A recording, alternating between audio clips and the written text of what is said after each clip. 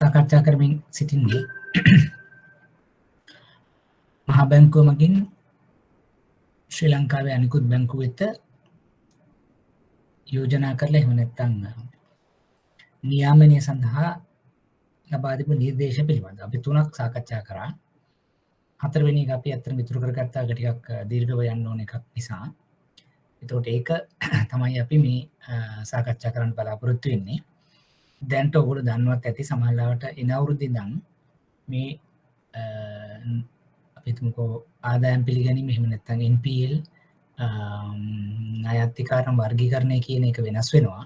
ඒක වෙනස් වෙලා ණය හානිකරණය කියන්නේ ඉම්පයර්මන්ට් කියන එක තමයි මූලිකත්වය ගන්නෙ එන අවුරුද්දේ ඉඳගෙන. එතකොට ඒක ලොකු වෙනස් වීමක් සාමාන්‍ය බැංකුව ඇතුළේ ගත්තත් වාර්තාකරණය එහෙම නැත්නම් රිපෝටින් වලට ගත්තත් ඒ වගේම අපේ වැඩ කටයුතු සම්බන්ධයෙන් ගත්තා. ඒතර මේ සර්කියුලර් එක තාම ඇවිල්ලා තියෙනවා. ගොඩක් වෙලාවට අර එදා මම හිතන්නේ කී සති වගේ කවුරුහරි ඇහුවා මේ නමුත් ඒක ගොඩක් වෙලාවට අපිට ලොකුට කලබල වෙන්න අවශ්‍ය නැහැ. ඒක ඇවිල්ලා මේ NPL ඩිරෙක්ෂන් එක දැනට අයින් වෙන්නේ නැහැ.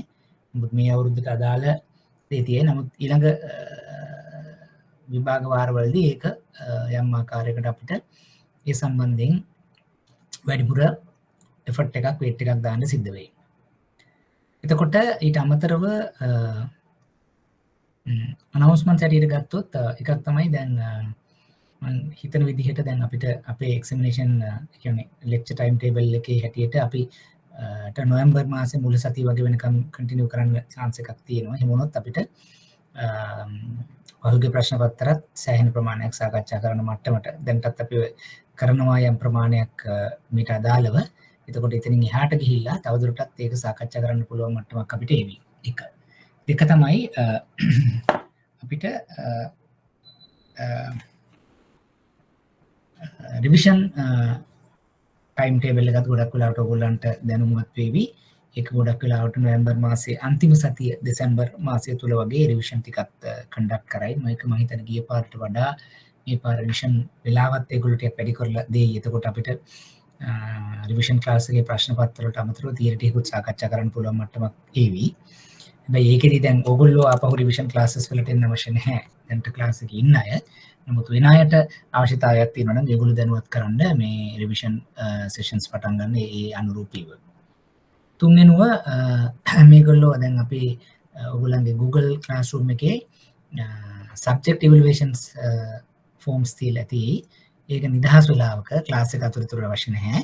නිදහස් වෙලාවක ඒ subject evaluation forms තියෙනවා නම් ඒ ටිකත් ඉවර කරලා තියන්න මේ එතකොට IBSL offices ලට ඒක කලෙක්ට් කරගන්න. ඔය ටික තමයි announcements තුනක් හැටියට මම කිව්වා. අතරමැදදී අවශ්‍යව මම සඳහන් කරන්නම්. එතකොට එහෙමනම් අපි බලමු අද මේ ආදායම් පිළිගැනීම එහෙම නැත්නම් අත්තිකාරම් වර්ගීකරණය right අන්න ඒ කොටස සම්බන්ධව අපි තවදුරටත් සාකච්ඡා කරමු. එතකොට මෙතනදී බැංකු ආඥා 2008 කියන යටතේ තුන්වෙනි නිර්දේශය හැටියට මේක දීලා තියෙනවා. මෙතනදී මූලික වශයෙන්ම එතකොට අපි කොහොමද ණය අත්තිකාරම් අක්‍රීය ලෙස වර්ගීකරණය කියන්නේ දැන් අපි දන්නවා ක්‍රමික ණය අක්‍රමික ණය කියලා වර්ගීකරණය. එතකොට ඒ අක්‍රමික ණය ගත්තොත් NPL කියලා අපි කියනවල කොහොමද අපි ඉන්කම් එක රෙකග්නයිස් කරන්නේ? එතකොට ඒ ණය අත්තිකාරම් මේ loans and advances වලට අපි අක්‍රමිකයි කියලා වෙන් කරාට පස්සේ කොහොමද ඒකට තවදුරටත් ප්‍රොවිෂනින් එක කරන්නේ? ඒ වගේම අපි දන්නවා ඊළඟට ඒ සඳහා ලබාගත් සුරකුම් වල වටිනාකම් අනුව වටිනාකම් වල තක්සේරු අනුව කොහොමද අපේ වෙන්කිරීම කරන්නේ? අන්න ඒ වගේ දෙයක් තමයි මේ සාකච්ඡා කරන්නට බලාපොරොත්තු වෙන්නේ මෙන්න මේ නිර්දේශය හරහා. එතකොට සාමාන්‍යයෙන් අපි ගත්තොත් එදා මෙදා තුර ප්‍රශ්න වැඩිපුරම ඇහිලා තියෙන්නේ මේ NPL ඩිරෙක්ෂන් එකේ. එතකොට ඒක නිසා අපිට යම්කිසි මේකට වැඩිපුර අවධානයක් යොදුනා කියන එකේදී හානියක් නැහැ. ඊළඟට තමයි අපි මුලින්ම බැලුවොත් කොහොමද මේ ණය අත්තිකාරම non performing කියන එක සඳහා වර්ගීකරණය වෙන්නේ කියලා අපි මෙන්න මෙහෙම කොටස් දෙකකට කඩනවා. එකක් තමයි කාලය මත එහෙම නැත්නම් විහැකි අවදානම් මත කියලා කොටස් දෙකකට කඩනවා. ඒ කියන්නේ දැන් අපි ගත්තොත් කාලය මත අත්තිකාරම් වර්ගීකරණය කියලා කියන්නේ අපි ගත්තොත් time based provisioning එක. හරි කොහොමද කාලය අනුවෙන් කරන්නේ? අනිත් එක තමයි potential risk කියලා. දැන් මම උදාහරණයකට අපි potential risk කියන එක ඉගෙන අපි කාලය කියන එකට දෙන්නට ගියොත් මෙන්න මෙහෙම හිතන්නකො. දැන් උදාහරණයකට දැන් ඒ අදාළ පාරිභෝගිකයා ලබාගත් ණය මුදල හෝ සම්බන්ධයෙන් දැනට ගැටලුවක් නැහැ.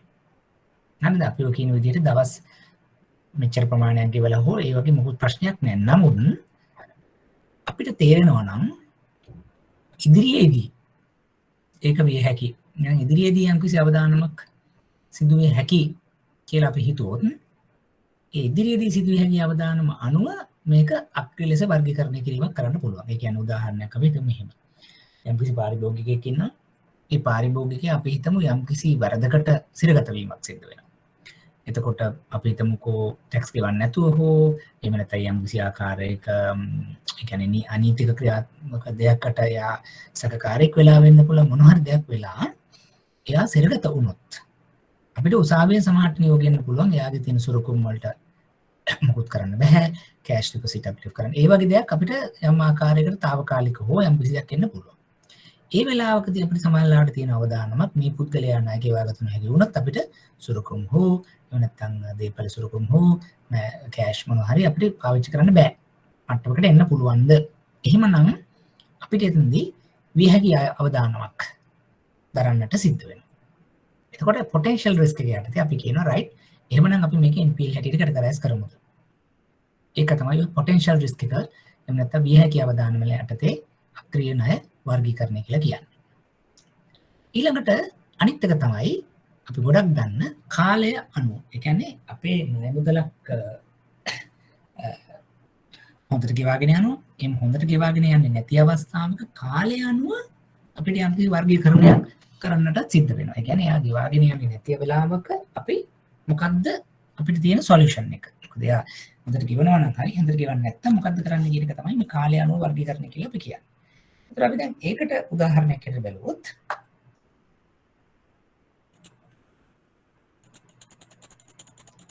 මෙන්න මේ ටේබල් එක අපිට වැදගත් වෙනවා. මේ වගේ ටේබල් අපි 5ක් හරි 6ක් හරි ඉගෙන ගන්නවා. මේක වැදගත් වෙන එකක්. ඒ කියන්නේ අපි හිතමු අපේ සතුව තියෙන ණය වර්ග අපි මොනවද කියලා හොයාගත්තොත් ඒ ණය වර්ග විවිධ විදිහට ක්‍රමික තත්ත්වයෙන් අක්‍රමික තත්ත්වයටපත් වෙනවා. උදාහරණයක් ගත්තොත් අයිරාවක් ඕවර්ඩ්‍රාෆ්ට් එකක් දිගින් දිගටම දින 90ක් අනුමත ණය සීමාව අභිබවා ශේෂයක් පවත්වාගෙන යනවා නම් අන්න මොකද කරන්නේ? ඔන්න NPL එකක් හැටියට අපි කැටගරයිස් කරනවා.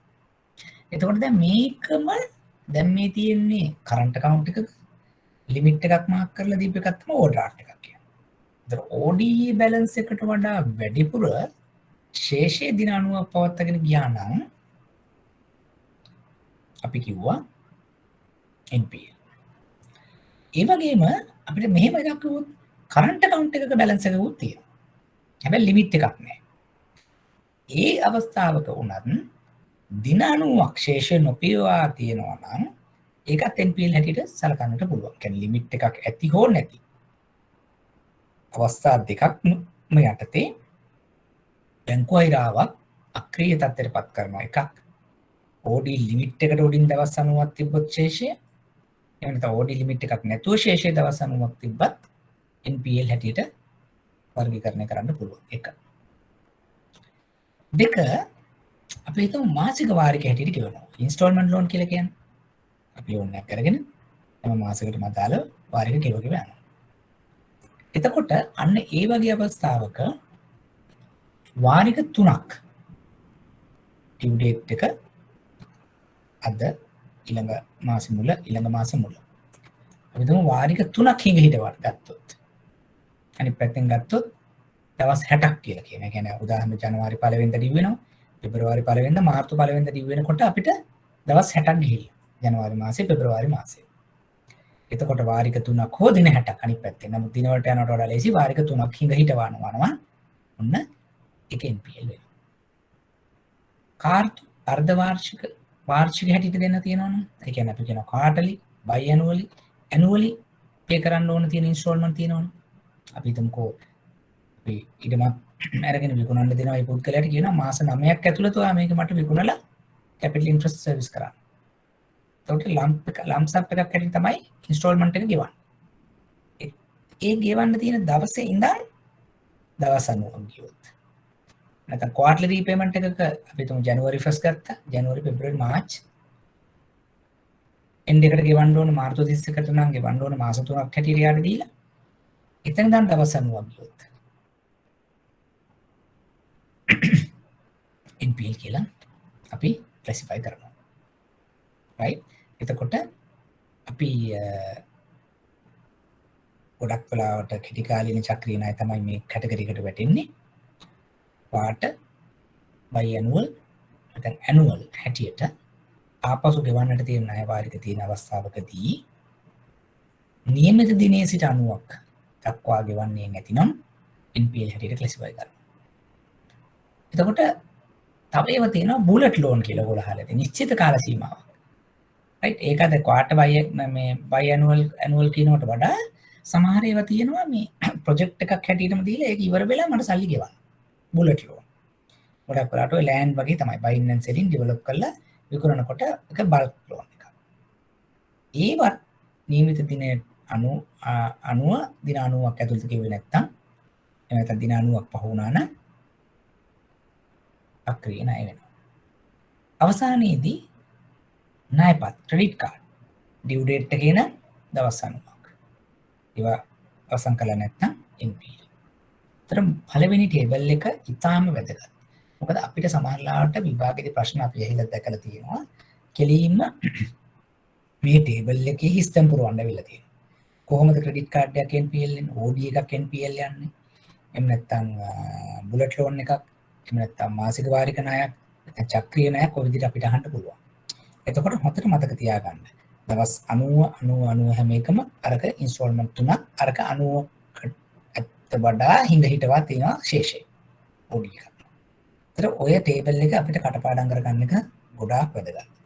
ඒ වගේම තමයි සෙක්ෂන් 1 එකෙත් අපෙන් සමහරට කෙටි ප්‍රශ්නයක් හිත අහන්න පුළුවන්. බැංකු අයිරාවක් අක්‍රීය අයිරාවක් ලෙස ඔබ හඳුනාගන්නේ කෙසේද කෙටියෙන් විස්තර කරන්න. ලයින් එකකින් ලියන්න ඕනේ. එතකොට කරන්ට් account access එකක් කොහොමද NPL යන්නේ? OD limit එකක් කොහොමද access යන්නේ කියන දෙකම සඳහන් කරලා අපිට ඒකට උත්තරයක් දෙන්න පුළුවන්. එතකොට ඕක තමයි table 1 කියලා මම ඔයගොල්ලොත් එක්ක සාකච්ඡා කරන්නේ. ඒක අපිට වැදගත් වෙන නිසා. right. දැන් මට කියන්න මොනවා හරි ගැටලු තියෙනවද මේකේ කියලා? මේ පළවෙනි ටේබල් එකේ.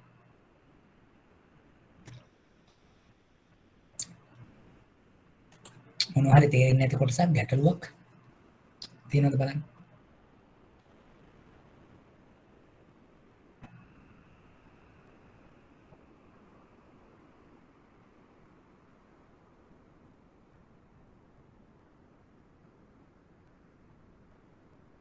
පැහැදිලිද?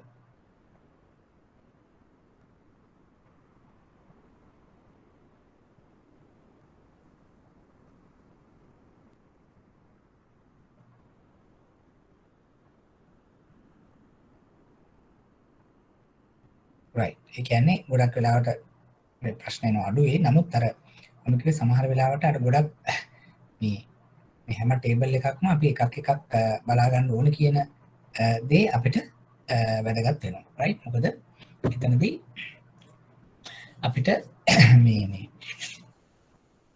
විභාගයේදී ගොඩක් වෙලාවට මේ කොටස් අපෙන් අහන්න පුළුවන් නිසා.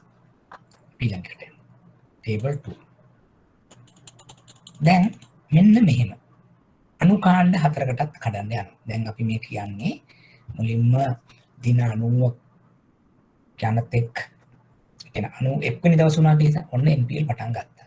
දැන් මෙහෙම NPL පටන් ගත්තම එතන ඉඳනොත් මේක කොටස් 4කට කඩනවා. අනුකාණ්ඩ 4කට කඩලා තමයි අපි තවදුරටත් මේ ණය අය කර ගැනීම, කළමනාකරණය, මෙහෙයවීම, පසුවිපරුම ඔක්කොම කරන්නේ.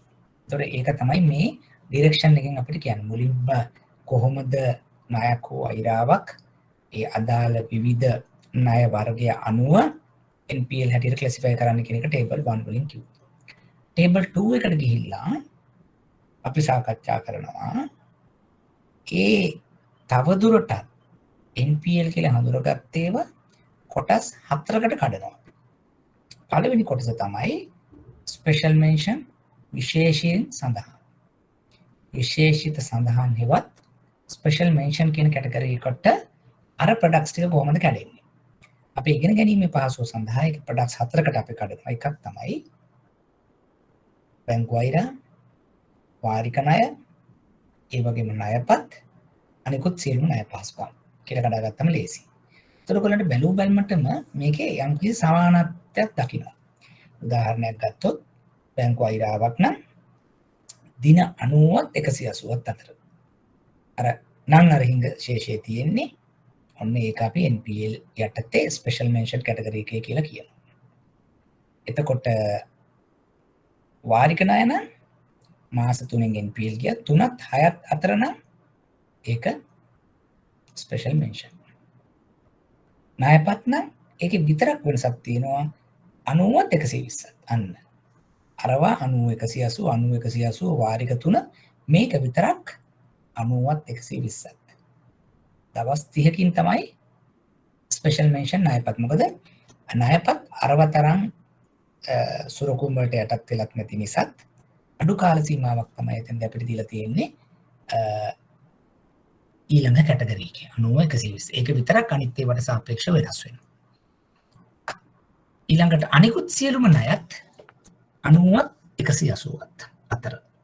දැන් එතකොට අපෙන් ඇහුවොත් ස්පෙෂල් මෙන්ෂන් ඕවර්ඩ්‍රාෆ්ට් එකක් කියන්නේ කාල සීමාව අනුව කියන්න කියලා ඒක 90ත් 180ත්.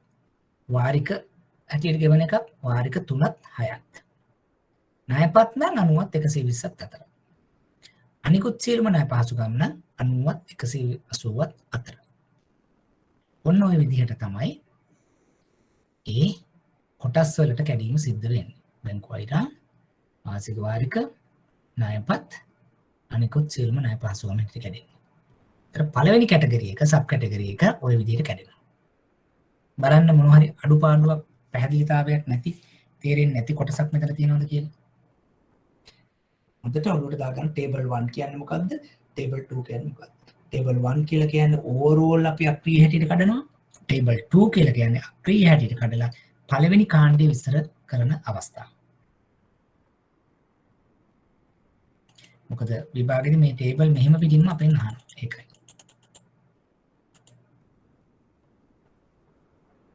බලන්න තේරෙන්නේ නැති, පැහැදිලි නැති කොටසක් තියෙනවද?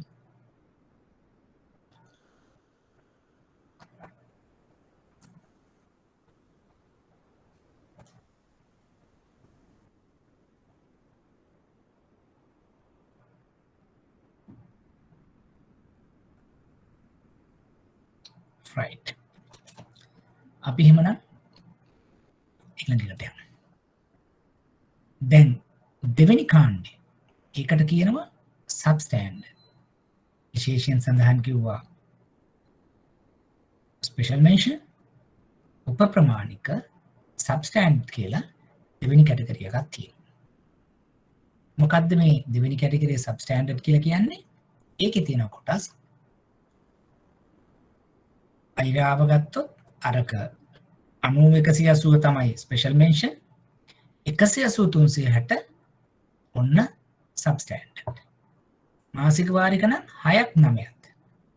ණයපත් එතනදී 120 180 දවස් 60යි එතන. අනිත් හැම එකම මාසෙ 3 3 යන්නේ. මෙතන දවස් 60යි. අනිකුත් සියලුම ණය 180 360. එතකොට අපි සාමාන්‍යයෙන් ගත්තොත් ණයපත් විතරක් වෙනත් ක්‍රමයකට වෙන යනවා. අනිත් සියලුම දේවල් එක්ක මාස 3 හෝ මාස 6.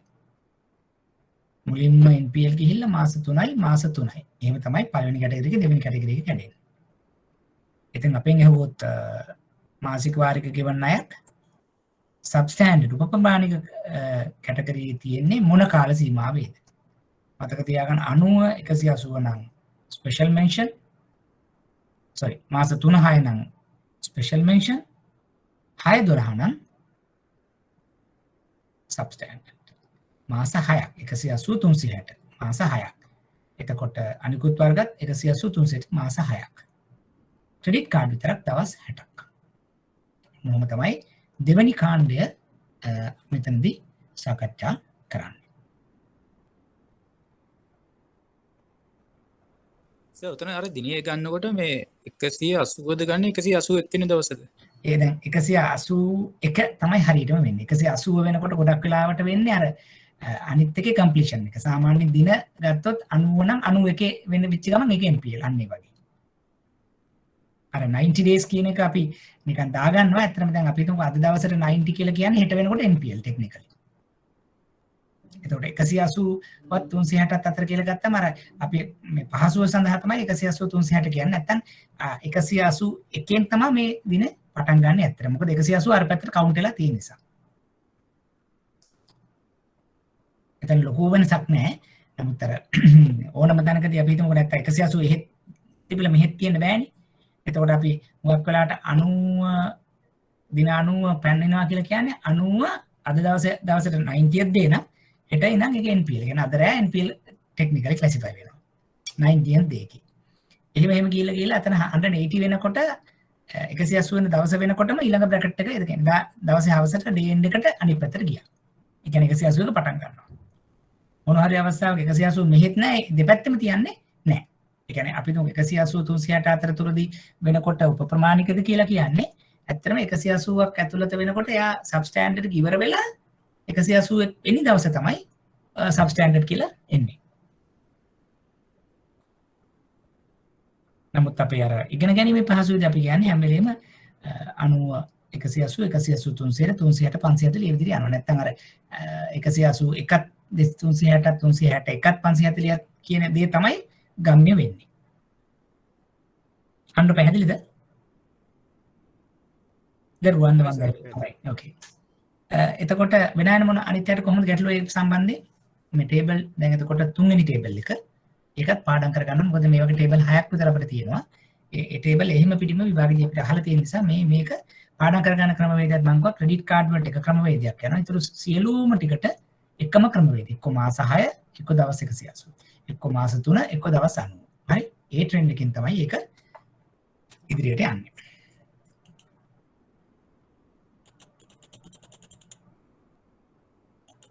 ඊළඟට එනවා ඩවුට්ෆුල් කියලා කැටගරිය. තුන්වෙනි කාණ්ඩේ. ඩවුට්ෆුල් කියන කැටගරි එකට ආවහම ඒකෙදී අපි හිතමුකෝ OD එකක් නම් 90 180 180 360 540 කාල සීමාවෙන් නම් ඒක OD එක ඩවුට්ෆුල්. ඒ වගේම මාසික වාරික ණයක් නම් මාස 3 3 6 6 9 sorry 6 12 12 18 ඉතුරු මාස 6 මෙතෙන්ද යනවා. මුල් මේක මාස 3 ඊළඟට මාස 3ත් 6ත් අතර තමයි අපිට ස්පෙෂල් මෙන්ෂන් 6 12 අතර උපප්‍රමාණික සබ්ස්ටෑන්ඩඩ් 12 18 ඩවුට්ෆුල්. ණයපත් නම් දින 90ක් 90 121ක් 120 160 තව එකක් 120 180 තව එකක් 180 240 තව එකක්. එතනින් ණයපත් ඉවරලා යනවා. අනිකුත් සියලුම ණය පහසුවෙන් ගත්තොත් දින 360ත් 540ත් අතර. ඒ කියන්නේ අපි ගත්තොත් මුලින්ම 90 180 180 360 360 540. ඒ ට්‍රෙන්ඩ් එක යනකොට ක්‍රෙඩිට් කාඩ් වලට විතරක් එතන දවස් 60ක් අනිත් හැම එකටම මාස 6ක් හෝ දවස් 180ක් හැටියට තමයි ඉතුරු ටිකේදී ගිහිල්ලා තියෙන්නේ. බලන්න පැහැදිලිද කියලා? මතක තියාගන්නත් ඒ විදිහට තමයි අපිට පහසු වෙන්නේ.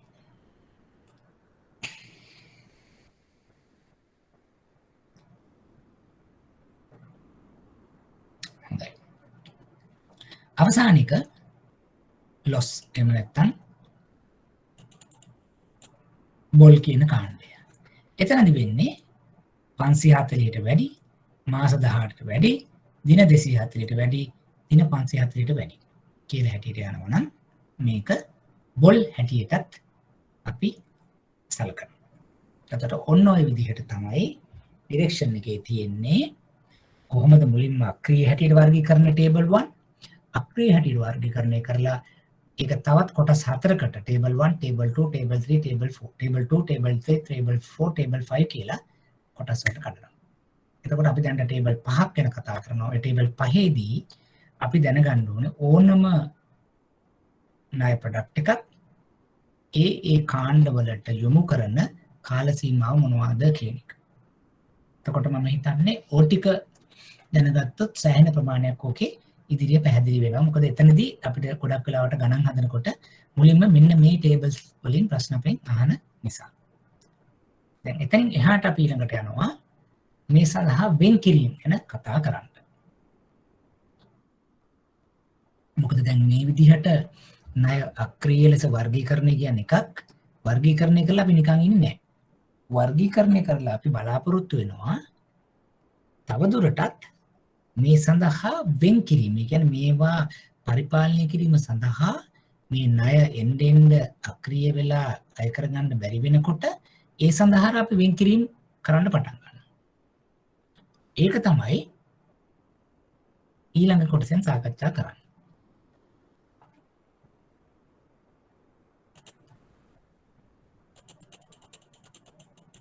මෙන්න මේ විදිහට.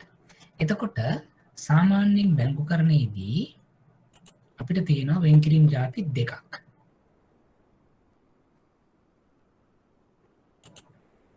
කපාර ගියායි පොඩ්ඩකින්.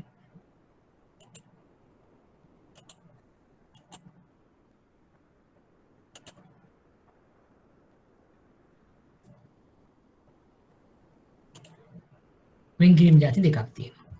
එකක් තමයි පොදු වෙන් කිරීම, අනිත් එක විශේෂිත වෙන් කිරීම. ඒ කියන්නේ දැන් අපි හිතමුකෝ යම් ආකාරයකට ණය කලබ ක්‍රමික අක්‍රමික කියලා කොටස් දෙකකට කඩනවා කියලා.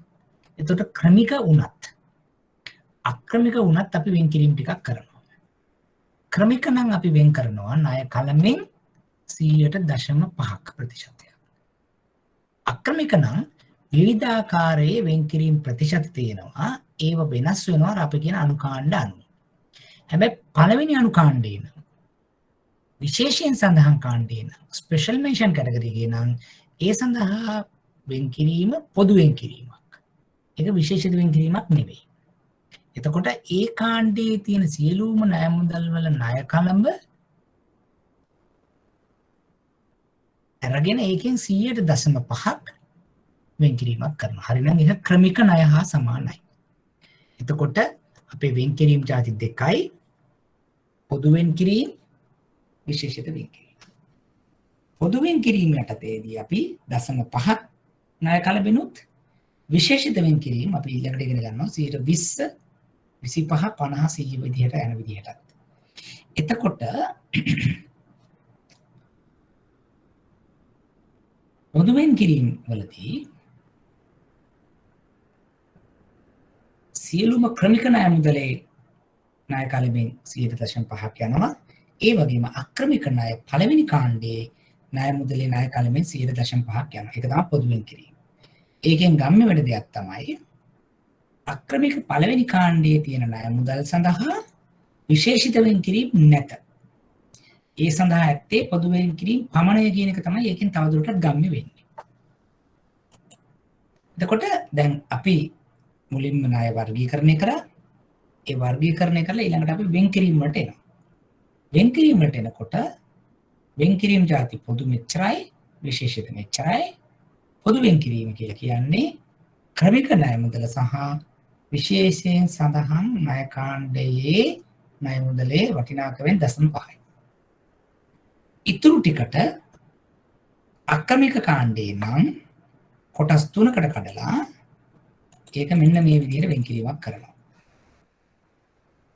අපි පළවෙනි ටේබල් එක ගමු.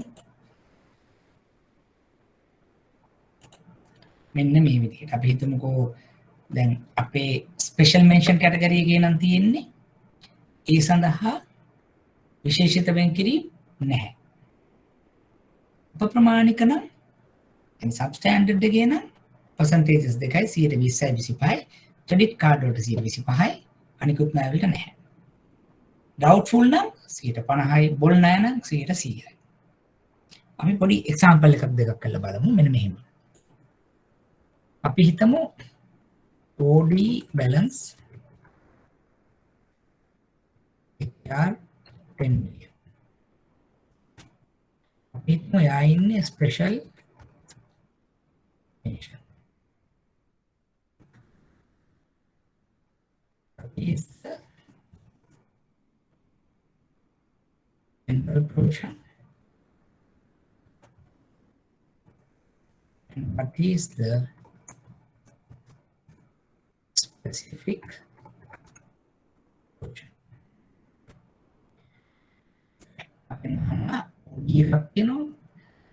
balance එක මිලියන 10යිලු. එයා ඉන්නේ ස්පෙෂල් මෙන්ෂන් කැටගරි එකේ නම් එයාට ජෙනරල් ප්‍රොවිෂන් එක කොච්චරද? ස්පෙસિෆික් ප්‍රොවිෂන් එකද කොච්චරද? බලන්න උත්තරයක් දෙන්න. බලන්න උත්තරය එක.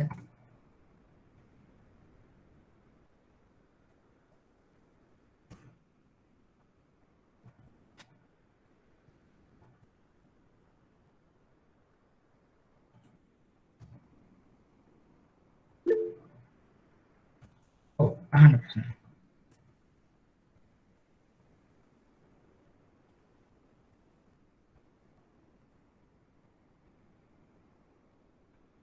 පළවෙනි එක OD balance 10 million special mention general provision එක කොච්චරද specific provision කොච්චරද?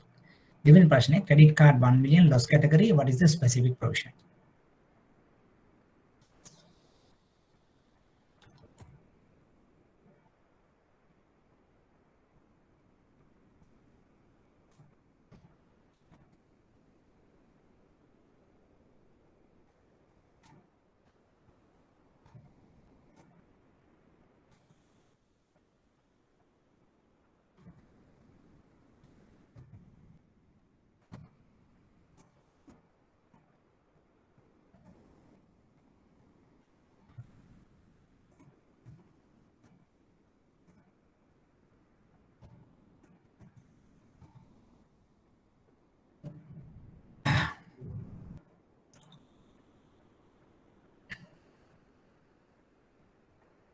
පළවෙනි ප්‍රශ්නේ 10 million special mention what is the general provision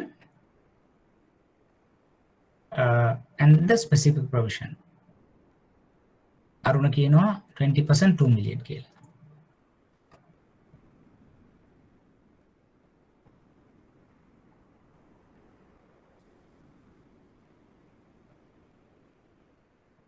අනිත් අයගේ උත්තර මොකක්ද? හොඳට කල්පනා කරලා බලන්න. special mention OD විශේෂිත වෙන් කිරීම කොච්චර දානවා? එහෙම නැත්නම් පොදු වෙන් කිරීම කොච්චරද කියලා අහනවා. අරුණ කියනවා අපහු බිඳුවයි. ඒ ඇවිල්ලා general provision එක කියනවා බිඳුව කියලා කියන එකද specific provision එක බිඳුවද මොකක්ද?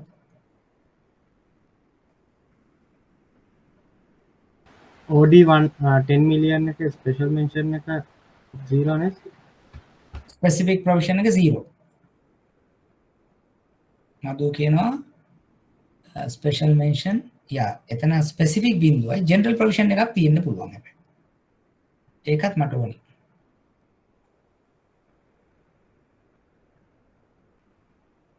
යා ධනුෂ්ක කියනවා හරි. general provision එකක් තියෙනවා 0.5%ට. එතකොට 50000යි. සිනානි right.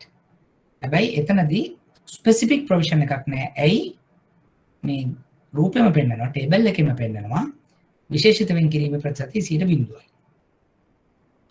general provision එකක් තියෙනවා 0.5. 50000ක් වෙනවා. එන්නේ.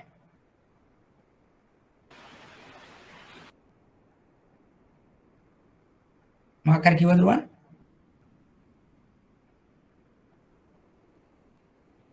right. එතකොට ඒ 50000 එන එක සහ general provision එක specific provision එක බිඳුව වෙන එක හැමෝටම තේරුණාද? කාටද තේරුන්නේ නැති කෙනෙක් ඉන්නවද? 50000 එන එක තේරුන්නේ නැහැ. හරි. එතකොට 50000 එන්නේ ඇයි?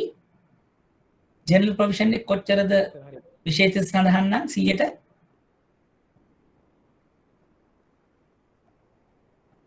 කීයද? 0.5. දැන් අපි කියනවා විශේෂිත වෙන් කිරීම පටන් ගන්නේ සබ්ස්ටෑන්ඩඩ් වලින් පල්ලෙහාට. විශේෂිත වෙන් කිරීම නැහැ ස්පෙෂල් මෙන්ෂන් එකට. ඒක බිඳුව. එහෙනම් විශේෂිත වෙන් කිරීම ගැන කලබල වෙන්න ඕනේ නැහැ.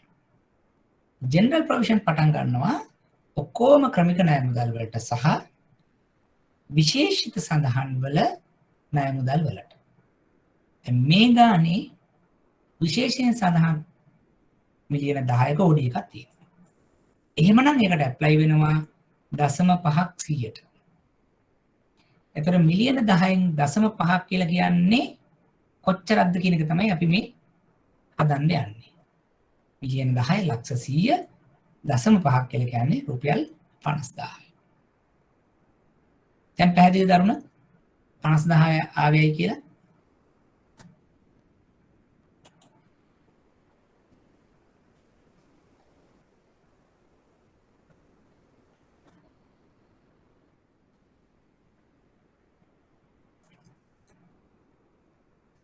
Amra clear the Aruna?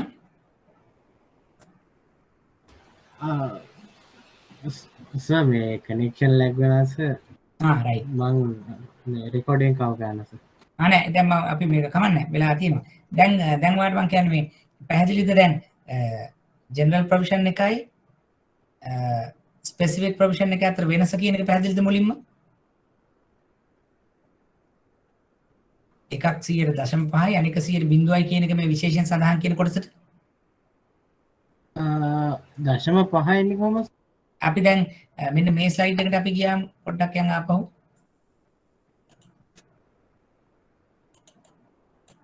මෙන්න මේකේ තියෙනවා මෙන්න මේක.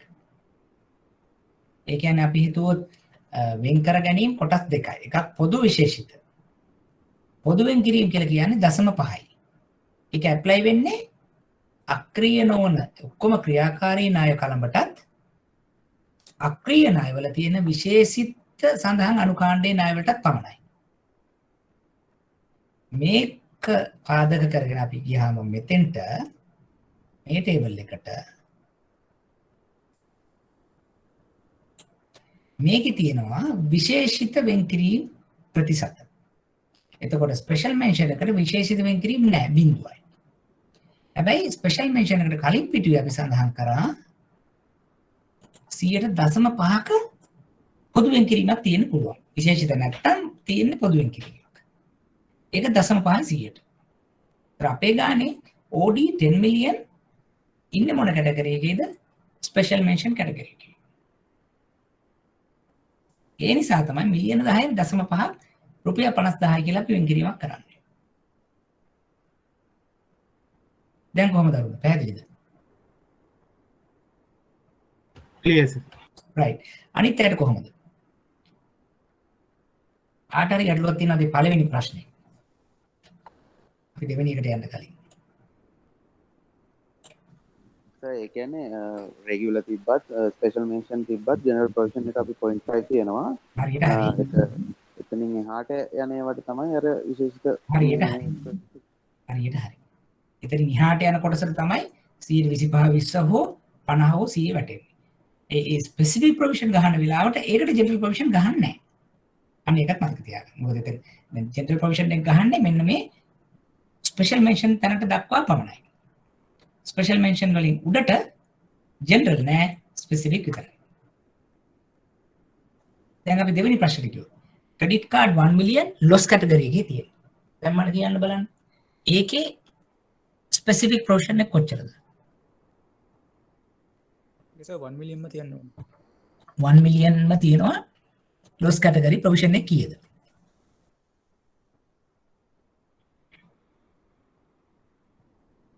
ඒක 100%. 1 මිලියන්ම යනවා. ඇයි ලොස් කැටගරි එකට ගියොත් 100%ක් වෙන් කරන්න ඕනේ. බැලන්ස් එක 1 මිලියන්. ඒකෙන් 100%ක් කියන්නේ 1 මිලියන්ම තමයි. බලන්න කට්ටියට ඒක තේරුණාද කියලා? කාට හරි ගැටලුවක් තියෙනවද බලන්න ඒකේ. සර් ඔව්. සර් දැන් කලින් OD එක ඔව්. ඒක සබ්ස්ටෑන්ඩ් වලට ගියොත් 125ක් තියෙනවා. හරියට හරි. එයා සබ්ස්ටෑන්ඩඩ් ගියොත් 120යි. අනිකුත් සියලුම නෑ හැටියට තමයි OD එක වැටෙන්නේ. එතකොට සර් එතන ලක්ෂ 20ක් අපිට එනවනේ මේ හරියට හරි. වෙන් කිරීම. වෙන් කිරීම එනවා. එතකොට දැන් අතර 50000ක් තියෙනවනේ. ඔව්. අපි එතකොට ඒක වෙන් කිරීම වෙන්නේ 19,50,000ද? නෑ.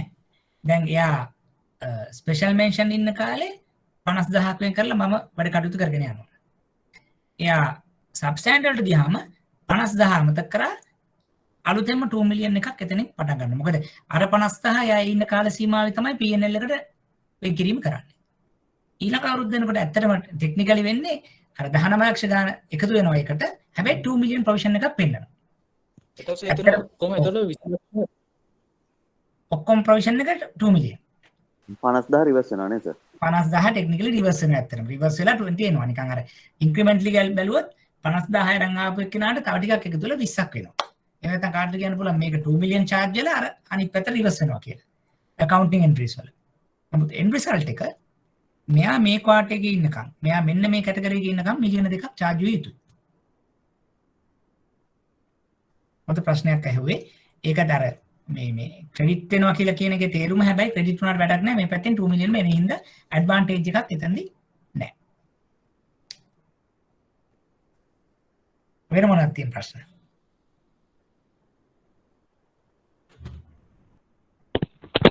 සර් ඔව් ට්‍රිප් එකේ ටර්මිනේටඩ් කියලා වැටෙන්නේ මොකද්ද? එහෙම කෙනෙක්ට ලෝන් එකක් දෙන්න බැරිද? මෙහෙමයි. ඒ ටර්මිනේටඩ් වෙන්නේ මොකක්ද කියන හේතුව දැන් අපි සමහර එක රීසන්ස් තියෙනවා. ගොඩක් වෙලාට එක්කෝ දෙකොල්ල එකතු වෙලා කොන්ට්‍රැක්ට් එකක් මොකක් හරි මේ වෙලාව ටර්මිනේට් කරන්න පුළුවන්. එහෙම නැත්නම් අපි හිතමුකෝ එයාව අපි ඔය මොකක් හරි දැන් රයිට් ඔෆ් ලෙවල් එකට ගිහිල්ලා ඒ කියන්නේ දැන් රයිට් ඔෆ් වුණොත් කෙලින්ම කැපිටල් එක හරි ඉන්ට්‍රස්ට් එක අරගෙන එයා රයිට් ඔෆ් දාන්න පුළුවන්. එහෙම නැත්නම් සමහර කොන්ට්‍රැක්ට්ස් අපි දැන් ටර්මිනේෂන් ඔෆ් ලීස් දැන් ලීස් එකක තියෙන එකක් ඉවර කරන්නේ අර නිකන් මොකක් හරි يعني හොඳ විදිහට නැතුව ඉවර කරන එකක් තමයි ටර්මිනේෂන් එකක් කියලා කියන්නේ. දැන් ලෝන් එකක් ටර්මිනේට් වෙන්නේ නැහැ. ලෝන් එකක් අපි ගොඩක් වෙලා රයිට් ඔෆ් වගේ වෙනවා.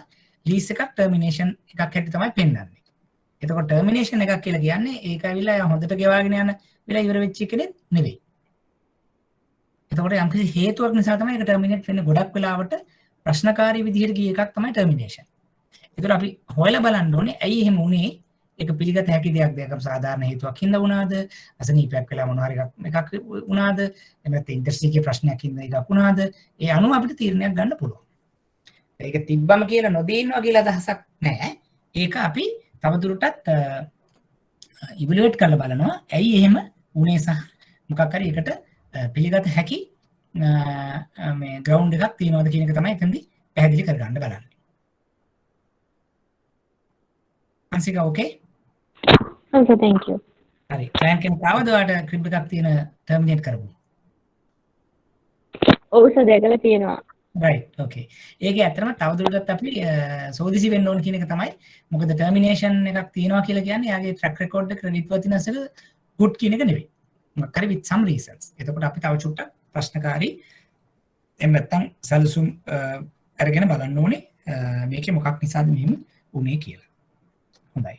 එතකොට අපි ඊළඟ ප්‍රශ්නෙට ගියොත් මෙන්න මෙහෙම එකක් අහනවා. සර් ඔව් අහන්න. සර් මේ ඒකට අර විශේෂ පොදුවෙන් කිරීම දුන්න හැම නායකටම දානවද සර්?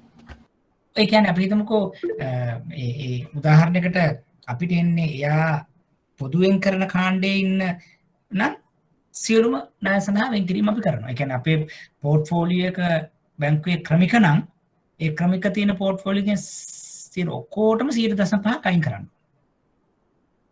අක්‍රමික නම් පළවෙනි වෙලාවෙ 0.5ක් අයින් කරා ඉතුරු ටිකට 20 25 හෝ 50 100 හැටියට ඇප්ලයි කරනවා. ඒක තමයි අපේ ප්‍රොවිෂන් එක ටයිම් බේස් ප්‍රොවිෂනින් කියලා අපි GP එකයි ස්පෙસિෆික් ප්‍රොවිෂන් එකයි කියලා අපි අයින් කරන්නේ. ඒ කියන්නේ පෝර්ට්ෆෝලියෝ එක ග්‍රෝ කරත් හොඳට කරත් ප්‍රොවිෂන් එකක් අනිවාර්යයෙන්ම කරනවා. මොකද එතනදී අදහස් වෙන්නේ අපි දැන් මෙහෙම ණය බුක් එක වැඩි කරගෙන යනකොට ඔච්චර හොඳ ණයක් වුණත් යම් ආකාරයක ගැටලුවක් එන්න පුළුවන් නිසා තමයි අර පෝර්ට්ෆෝලියෝ බේස් ප්‍රොවිෂනින් එකක් අපි එතනදී ඔය කරන්නේ. සර් එතකොට ස්පෙෂල් මෙන්ෂන් ඔකේ අදිලුෂා. ස්පෙෂල් මෙන්ෂන් කැටගරි එකට යනකොටත් අපි පොදුවෙන් කිරීම යටතේද වෙන් කරන්නේ 0.5ක්ද වෙන් කරන්නේ? හරියට හරි. ඒ කියන්නේ ස්පෙෂල් මෙන්ෂන් එකේදී විශේෂිත වෙන් කිරීම නෑ බිඳුවයි. පොදු වෙන් කිරීම හැටියට තමයි ඒක අයින් කරලා පැත්තක තියන්නේ.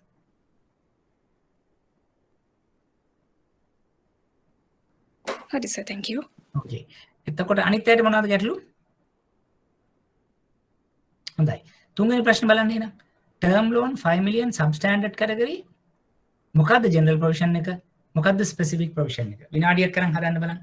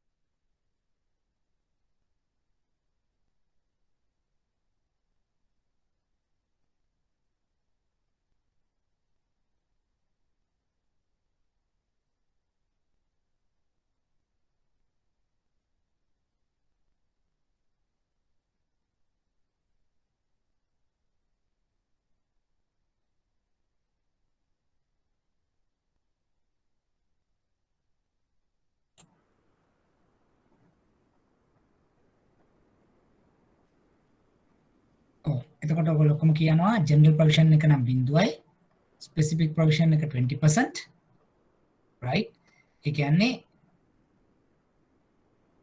10 million loan එක අපි කිව්වේ 10 million නේද loan එක sorry 5 million නේ 5 million එකෙන් 20% කියලා කියන්නේ 1 million හරි general provision එක 0 specific provision 1 million බලන්න මේ හැමෝටම මේක තේරුණාද කියලා GP එක 0 වෙන්න SP එක 1 million එක වෙන එක පැහැදිලිද බලන්න කාට හරි ඒක තේරුම් නැති කෙනෙක් ඉන්නවද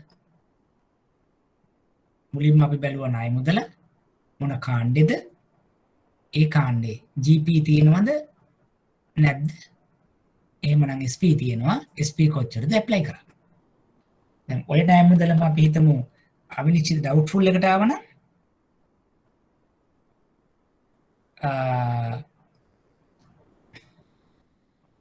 ආශිකා මට පැහැදිලි නෑ 1 2 3 ඔයාගේ උත්තර ටික හරි නෑ නේද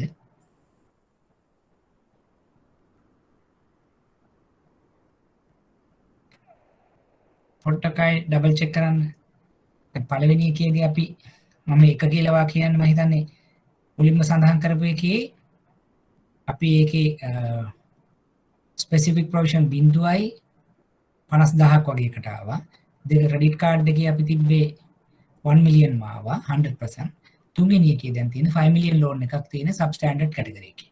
එතකොට ඒකේ සීලුම ණය හැටියට 20% වදිනවා 5 million වලින් 20% කියලා කියන්නේ 1 million general provision එක 0යි. හර්ෂිකා මම හිතන්නේ මේ උත්තර තුන එච්චර පැහැදිලි නෑ. පොඩක් ආයෙ ඩබල් චෙක් කරන්න ඕනේ. අර අනිත් අයගේ උත්තර ටික නම් හරි. ඔයාලට තේරුම් නැත්නම් ඒක පොඩ්ඩක් ආයෙ අහන්න මගේ.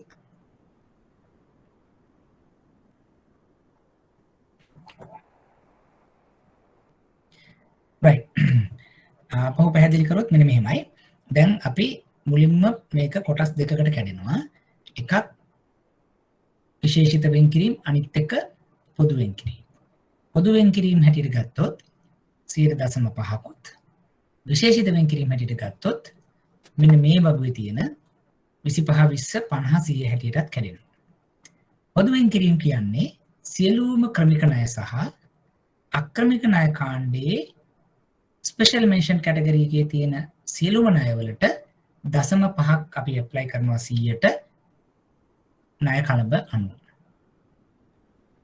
අක්‍රමික ණය කාණ්ඩයට ආවහම එයා ඉන්නේ ස්පෙෂල් මෙන්ෂන් නම් විශේෂයෙන් සඳහන් කරපු 100%යි. එයා ඉන්නේ සබ්ස්ටෑන්ඩඩ් කැටගරි එකේ නම් percentages දෙකක් 20 හෝ 25 හැටියට වදිනවා. ඩවුට්ෆුල් එකේ නම් 50ක් වදිනවා. බොල් ණය නම් 100ක් වදිනවා. එතකොට ඔය අනුව තමයි විශේෂයෙන් සඳහන් විශේෂිත වෙන්කිරීම සහ පොදු වෙන්කිරීම කියලා කොටස් වලට කැඩෙන්නේ. පැහැදිලිද බලන්න?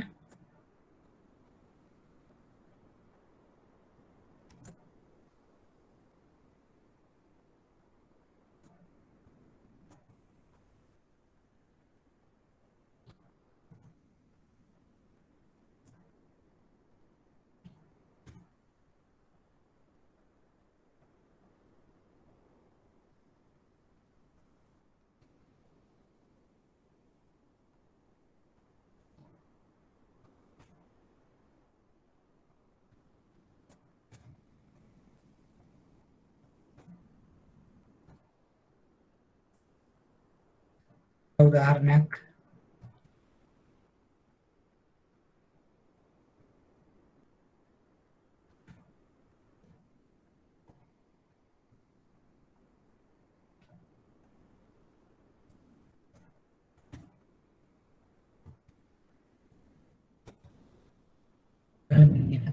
revolving loan of 10 million එයා substandard category එකේ නම් කීයද specific provision එක doubtful නම් specific provision එක loss නම් specific provision එක ඉක්මනට හදන්න ලකීෂා හර්ෂිකා අපෝ මේක චෙක් කරන්න බලන්න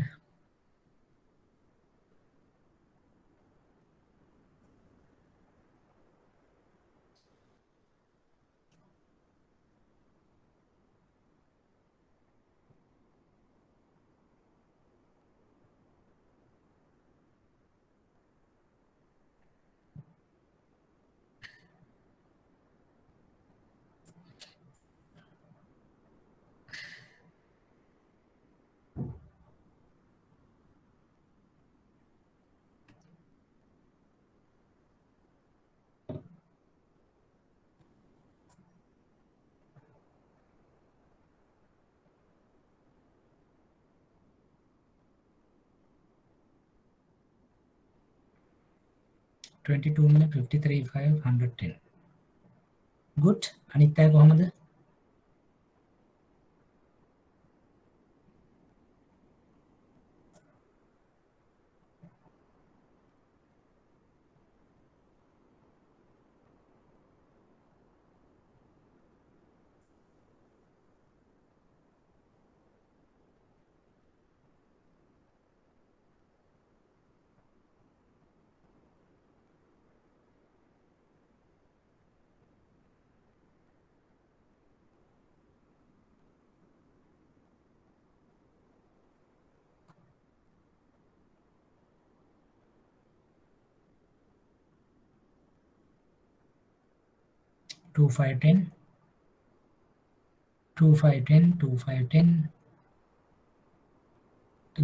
two five ten yes that's correct මෙයා කවුද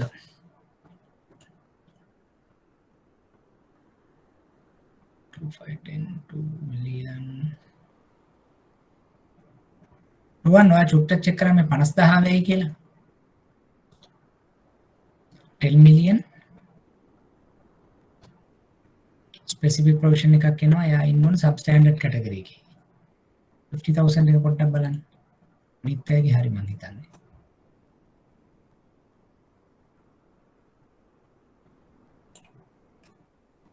පැහැදිලිද බලන්න ඔව් හරි හරි හරිනේ right එතකොට මම දැන් ඕගලන්ට clear එතකොට specific provision මොනවද එහෙම නැත්නම් general provision මොනවද specific provision වැටෙන්නේ වැදෙන්නේ කොයි වෙලාවද general provision වැදෙන්නේ කොයි වෙලාවද කියලා පැහැදිලි. හරි. දැන් අපි බලමු ඊට පස්සේ ටිකක් වැදගත්ම දේ තමයි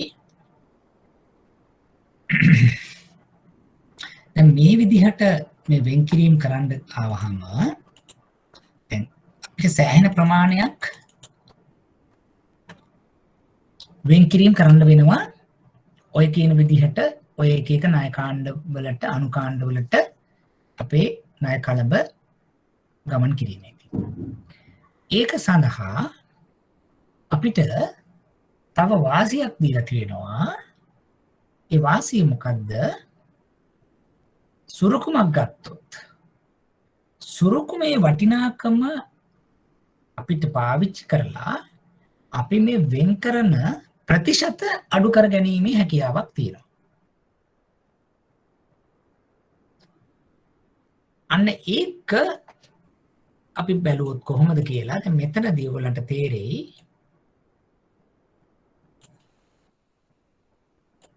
මෙන්න මේක බැලුවොත් අපි දේපල උකසක් හැටියට ගත්තොත් එම ඒකෙදි ප්‍රොපර්ටි එකේ වැලියු එකෙන් අපිට අඩු කරන්න පුළුවන් මෙන්න මේ ප්‍රතිශත. අපි හිතමු මෙහෙම. දැන් ඔය ගන්න උදාහරණම අපි අරගෙන අපි හිතමු පළවෙනි උදාහරණය මොකක්ද අපි ගත්තේ මේක නේ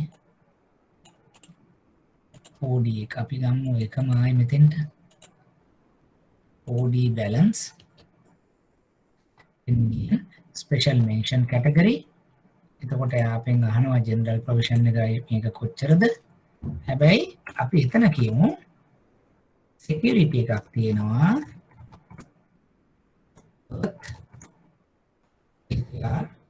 Indian.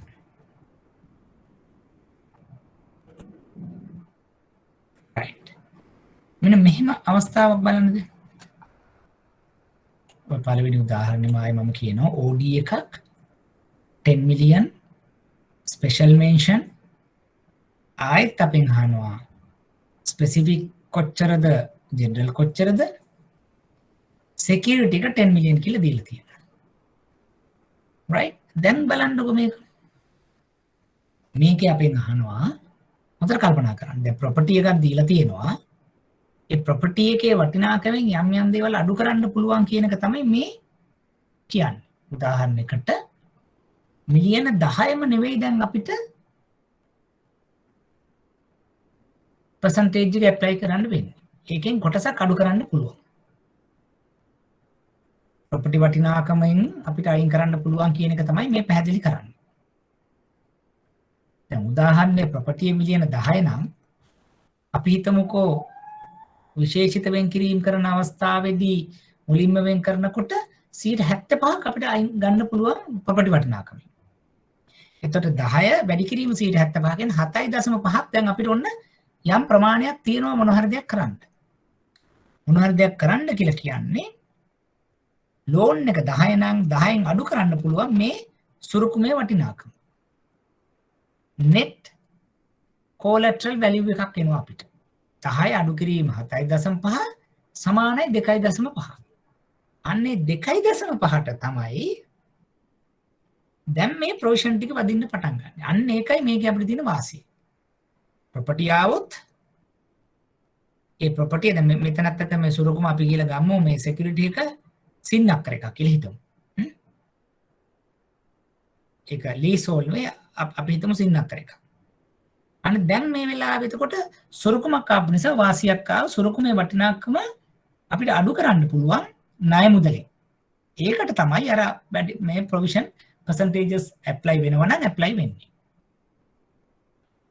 ඒක ඔළුවේ තියාගෙන බලන්න දැන් මේ OD එකට මොකද වෙන්නේ කියලා. OD special mention general provision කොච්චරද? specific provision කොච්චරද? security එකක් මිලියන 10ක වටින දේපලක්.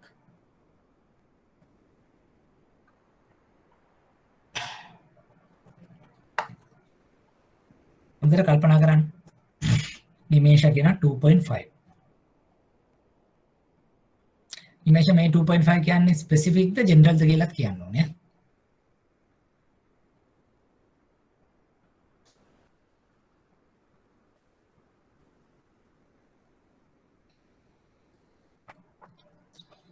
ස්පෙસિෆික් 2.5 කියලා නිමේෂ කියනවා.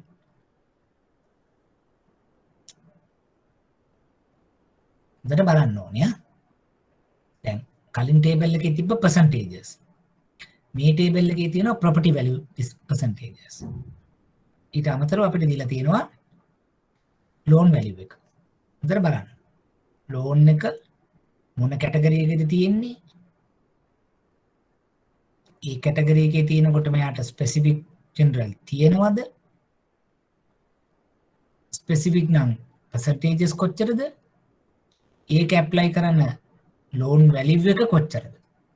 කලින් නම් 10 දැන් අඩු වුණාද? loan කියනවා 12500. loan මේ කියන්නේ මොකද්ද? සේනානි කියන ස්පෙસિෆික් percentage බිඳුව. yes agreed. ඇයි? ස්පෙસિෆික් තියෙන්න බෑනේ ස්පෙෂල් මෙන්ෂන් වල. හරි. එහෙනම් ජෙනරල් ප්‍රොවිෂන් එක කොච්චරද?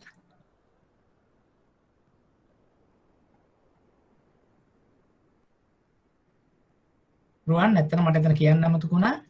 ජෙනරල් ප්‍රොවිෂන් 50000 මයි අරුණ රයිට්. හේතුව සුරකුම බලපාන්නේ නැහැ ජෙනරල් ප්‍රොවිෂන් එකට. සුරකුම බලපාන්නේ මෙන්න මේ විශේෂිත වෙන්කිරීම කරන අවස්ථාවේ පමණමයි. නිකම්ම බැලන්ස් එකට 0.5ක් ගන්න එක තමයි. එතකොට ජෙනරල් ප්‍රොවිෂන් එකේ වෙනසක් වෙන්නේ නැහැ. කලින් වතාවෙම තමයි 50000. මේකේ ඔයගොල්ලෝ කල්පනා කළ යුතු තිබුණේ සුරකුම ඔක්කොම දේවල් අපිට කිව්වා. සින්නක්කර ඔක්කොම જાති කිව්වා. හැබැයි මුලින්ම බලන්න ඕනේ මෙයාට ජෙනරල් ප්‍රොවිෂන් එකක් තියෙනවද නැද්ද කියන එක. එහෙම නැත්නම් ස්පෙસિෆික් ප්‍රොවිෂන් එකක් තියෙනවද නැද්ද කියන එක ටක් ගාලා ඔලුවට එන්න ඕනේ. ස්පෙસિෆික් ප්‍රොවිෂන් එකක් නැහැ. ඇයි? ස්පෙෂල් මෙන්ෂන් කැටගරි එක. අපි කලින් පළවෙනිට හැදුවේ. එහෙනම් බිඳුවයි. ජෙනරල් ප්‍රොවිෂන් එකක් yes තියෙනවා. ඒක security එකට immaterial. එහෙනම් GP එක 0.5යි outstanding එකකින්. බලන්න එක තේරුණාද කියලා?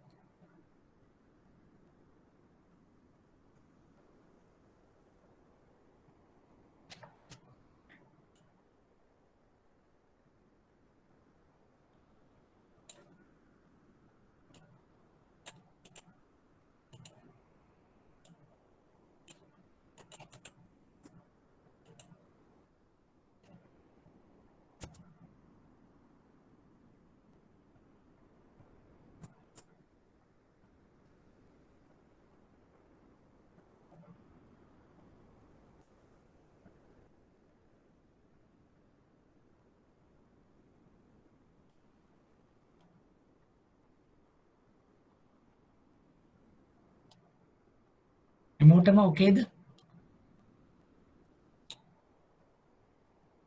සර් මේ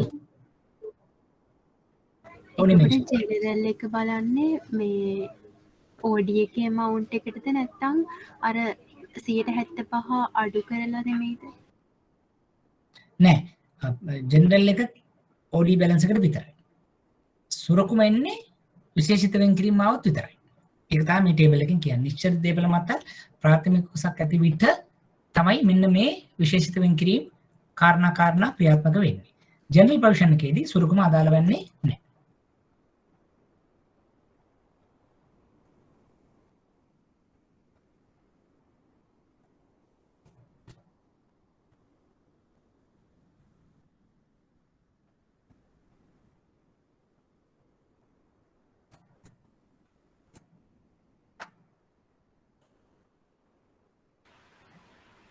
Excuse me sir.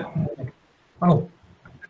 සර් මට මේ ජෙනරල් එකයි ස්පෙෂල් එකයි පොඩ්ඩක් මේ පැහැදිලි කරන්න පුළුවන් සර්. මට පොඩ්ඩක් එතන ක්ලියර් වුණේ නැහැ සර්. මේ අපිට පොඩ්ඩක් ශබ්දේ වැඩි වුණා ඒක. හරි. අපි તો මෙහෙම ඕනෑම ණය මුදලක් ගත්තාම වෙන්කිරීම ಜಾති දෙකක් අපි කරනවා. එකක් අපි කියනවා පොදු වෙන්කිරීම ජෙනරල් කියලා. අනික විශේෂිත වෙන්කිරීම කියලා තව එකක්. එතකොට පොදු වෙන්කිරීම ගත්තොත් තියෙන ණය කලමෙන් 0.5ක් වෙන්කිරීමක් කරනවා. විශේෂිත වෙන්කිරීම ගත්තොත් 20 25 50 100 කියලා percentages වලට කැඩෙනවා. ඊළඟට අපි බලනවා පොදු වෙන්කිරීම කියන එක අදාළ වෙන්නේ කොහෙටද? පොදු වෙන්කිරීම අදාළ වෙනවා සියලුම ක්‍රමික ණය මුදල් වලට සහ NPL කාණ්ඩේ නැත්තම් අනුකාණ්ඩවල ස්පෙෂල් මෙන්ෂන් කැටගරි එකේ තියෙන කොටස් දෙක එකතු කරලා ඒ ටිකට 0.5ක් ගන්නවා. ඊළඟට NPL එකේ තියෙන ඉතුරු කාණ්ඩ තුනට පොදු වෙන්කිරීම නැහැ. විශේෂිත වෙන්කිරීම අර අපේ ටේබල් එකේ හැටියට 20 25 හෝ 50 හෝ 100 ඇප්ලයි කරනවා.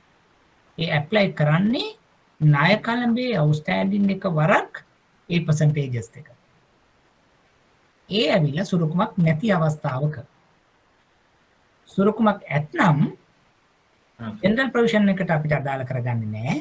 විශේෂිත වෙන්කිරීම වලදී සුරුකුමකට පසු ශේෂය හොයාගන්නට සුරුකුම පාවිච්චි කරනවා.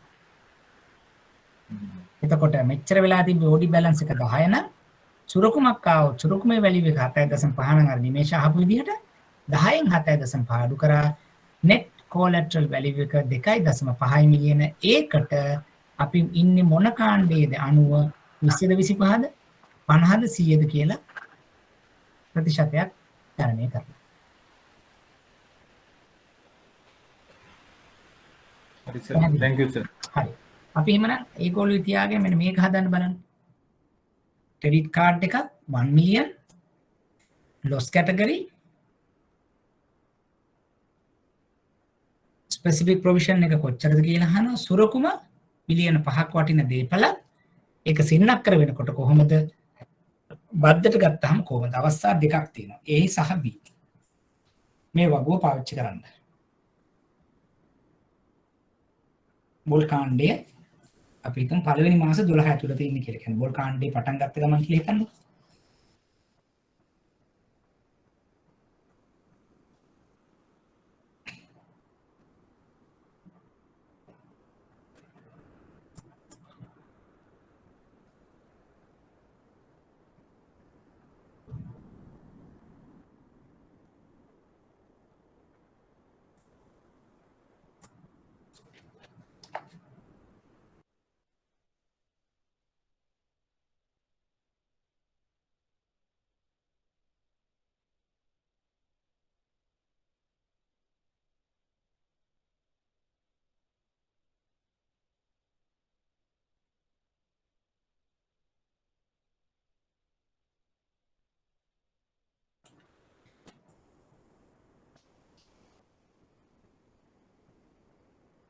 So 1 million නේද credit card amount එක? ඇහෙන්නේ නැහැ. So 1 million නේද credit card එකේ amount? 1 මිලියන් තමයි ක්‍රෙඩිට් කාඩ් බැලන්ස්. ඒකට 5 million කියලා තියෙන්නේ sir. 5 මිලියන් කියන සුරුකුමක් තියෙනවා. සුරුකුමක් අපිට දෙනවා මිලියන 5ක සුරුකුමක් අරගෙන තමයි 1 මිලියන් අපි දීලා තියෙන කියලා හිතුවොත්. එතකොට අපෙන් අහනවා කොහොමද සුරුකුම සින්නක්කර නම් කොහොමද? සුරුකුම ලීස් එකක් නම් කොහොමද කියලා අහනවා වෙන්කිරි.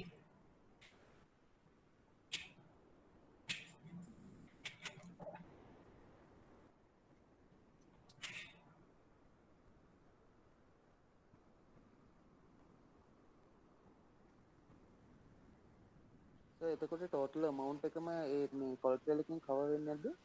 ඒක තමයි බලන්න කිව්වේ මම. එතකොට එහෙම නම් ප්‍රොවිෂන් එකක් නැති වෙන්නත් පුළුවන්. ප්‍රොවිෂන් එකක් නෑ නේද සර්? ප්‍රොවිෂන් එකක් නෑ. ඇයි? 5 මිලියන් එක නම් සුරකුම ඒක 175ක් ගත්තොත් 3.75යි. එතකොට ලෝන් අවුට්ස්ටෑන්ඩින් එකට වඩා සුරකුම වැඩි. එහෙනම් ප්‍රොවිෂන් එකක් නෑ. ලීස් හෝල්ඩ් ගත්තත් එච්චරයි. අපි හිතමු මේක තව පොඩ්ඩක් මේවා කරලා දෙන්නම් මම. නිකන්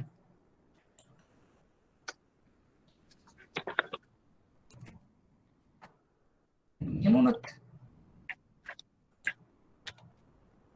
දැන් බලන්න සුරුකම 1 මිලියන් වුණොත් කොහොමද කියලා බලන්න.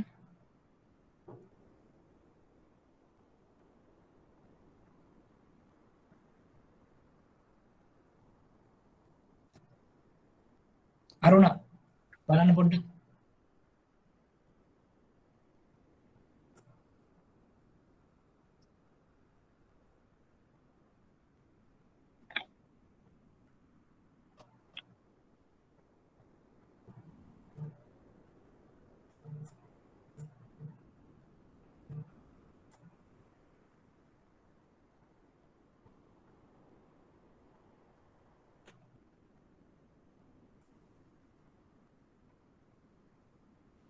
ෆ්‍රී හෝල්ඩ් එකක් නම් 7,50,000යි.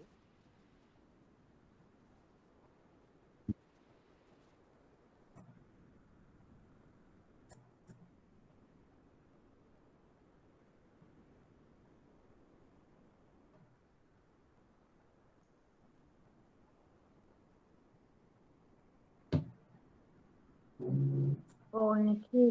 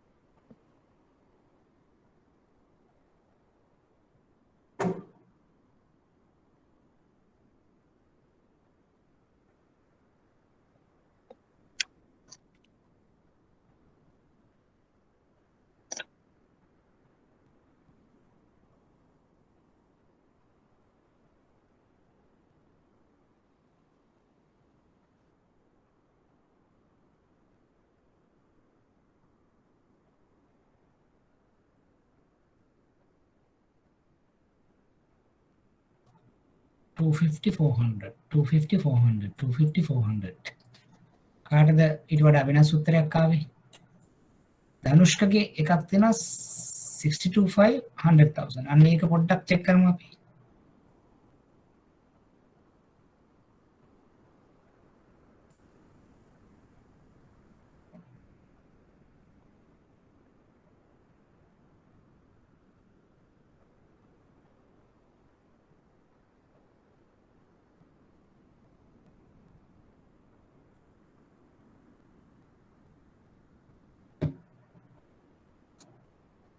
$250,400 එක නම් හරි.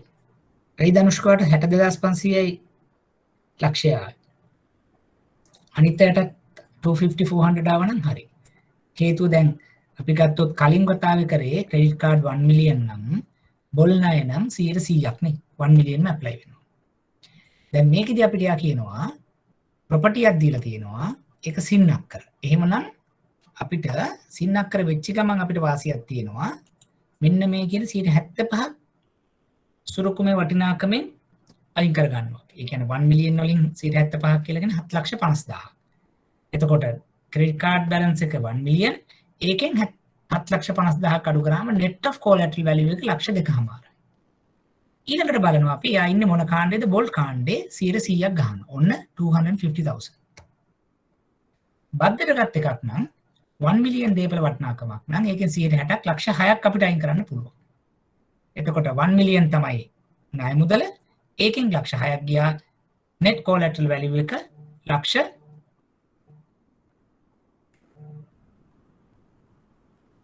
4යි. ලක්ෂ 4න් 100%ක්, ඒ කියන්නේ ලක්ෂ 4න් 100%ක් අනිත් පැත්තට වදිනවා. ඒක නිසා ලක්ෂ 4ක් වුණා අපිට. ඒක තමයි මේකට උත්තර 2. බලන්න කට්ටියට ඒක පැහැදිලිද කියලා. දැන් අපි 1 මිලියන් කියලා එකක් තියෙනවා. 1 මිලියන් ක්‍රෙඩිට් කාඩ් බැලන්ස් එක අරගෙන දේපල තිබුණ නැත්නම් බොල් කාණ්ඩේ නම් 100%යි. එතකොට 1 මිලියන් ප්‍රොවිෂන් එකක් ආව පළවෙනි අවස්ථාවේදී. දැන් අපිට කියන 1 මිලියන් ප්‍රොපර්ටි එකක් තියෙනවා. 1 මිලියන් ප්‍රොපර්ටි එකක් තියලා අපිට ඒක කිව්වොත් එයා සින්නක් කරනම් 1 මිලියන් එකෙන් 75ක් අයින් කරන්න පුළුවන් දේපලෙන්. එතකොට 1 මිලියන් ප්‍රොපර්ටි වැලියු 75% 7,50,000ක් තියෙනවා දේපල වටිනාකම. එතකොට අපි බලනවා රයිට් දේපල 7,50,000යි ලෝන් එක ලක්ෂ 10යි. ඒ දෙක අතර ඩිෆරන්ස් එක 2,50,000යි. එතකොට ඔන්න තමයි net collateral value එක ලක්ෂ 2.5යි. එතකොට ඒ ලක්ෂ 2.5 අපි ඇප්ලයි කරලා බලනවා මොන කාණ්ඩෙද ඉන්නේ? බොල් කාණ්ඩේ. එහෙනම් වෙන් කිරීම ප්‍රතිශත 100%යි. 2,50,000න් 100%ක් කියලා කියන්නේ ලක්ෂ 2.5යි. අපි ගත්තොත් ලීස් හෝල්ඩ් එකක් 1 මිලියන් ප්‍රොපර්ටි 160ක් අයින් කරන්න පුළුවන්. 1 මිලියන් එකෙන් 160ක් නම් ලක්ෂ 6ක්. එනවා දේපල වටිනාකම. ණය මුදල ලක්ෂ 10යි, දේපල වටිනාකම ලක්ෂ 6යි. ඒ දෙක අතර ඩිෆරන්ස් එක ලක්ෂ 4යි. ඒ 4 අරගෙන ගිහලා බලනවා මොන කාණ්ඩෙද ඉන්නේ? බොල් කාණ්ඩේ. එහෙමනම් ඒකෙන් 100ට 100ක් අයින් වුණාම වෙන් කිරීම ලක්ෂ 4යි. බලන්න පැහැදිලිද කියලා එක? කට් පොලිසි කියන්නේ තෝකනද? ඔව් නෝන.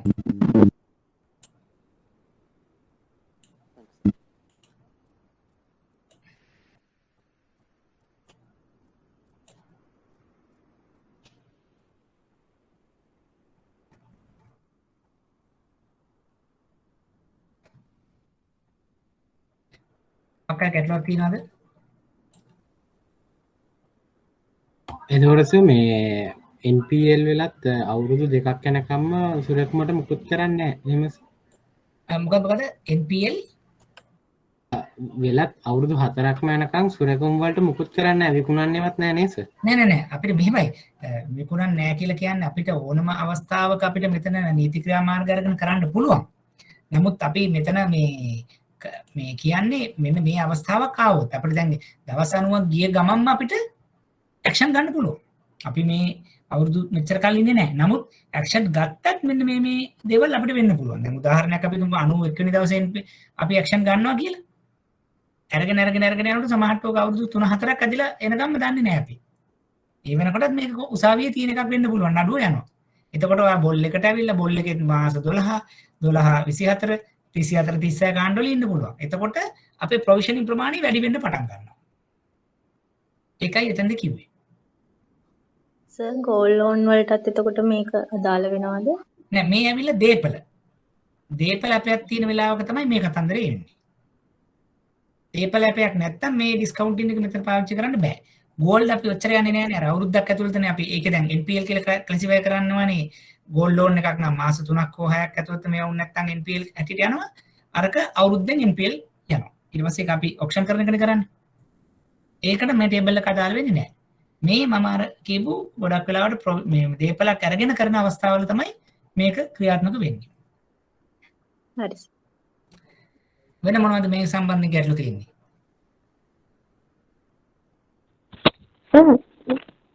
ඔව් හංසිකා.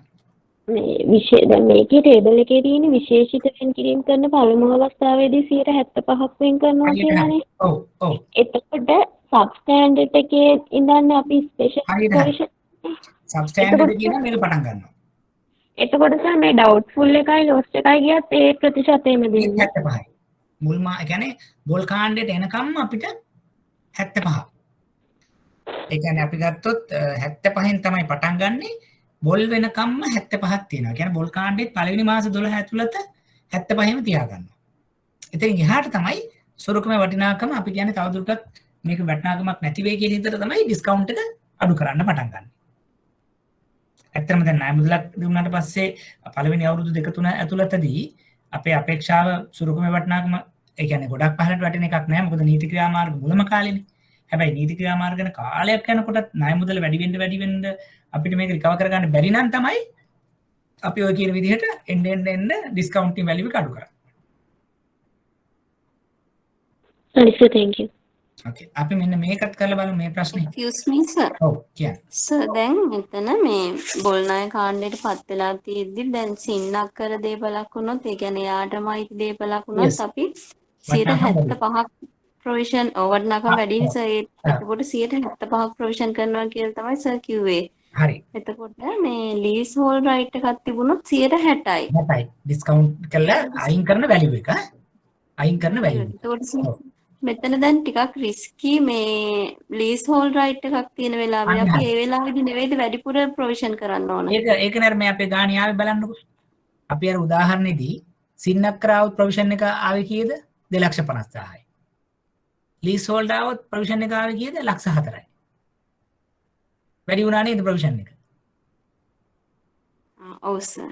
ඒකනේ. එතකොට මොකද 160 කියලා කියන්නේ දීපලෙන් අඩු කරගන්න පුළුවන් ප්‍රමාණය. කියන්නේ දීපල කොච්චර වැලියු එකක් මම පාවිච්චි කරනවද ණය මුදලෙන් ඒක අඩු කරලා ඒ දේ කරන්න.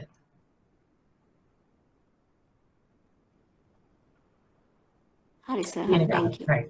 එහෙමනම් අපි තව චුට්ටක් පැහැදිලි වෙන්න මෙන්න මේ ගානත් කරමු. credit card 1 million substandard category. specific provision එක කොච්චරද කියලා අහනවා.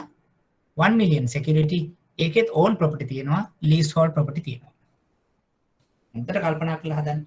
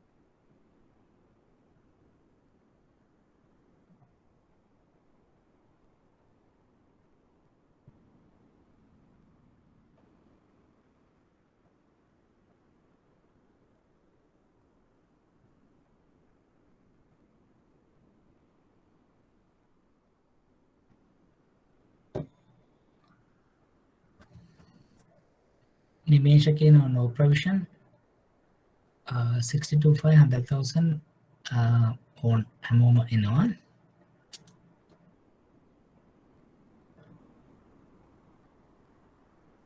$1 million right 75යි. එතකොට අපි ගත්තොත් ලක්ෂ 7මාරක් අඩු වෙන්න ඕනේ. 1 million වල ලක්ෂ 7මාරක් ගත්තම 2,50,000යි. ඒ 2,50,000න් ක්‍රෙඩිට් කාඩ් නිසා 125යි. 62,500යි. correct. 60ට ගියොත් මොකද වෙන්නේ?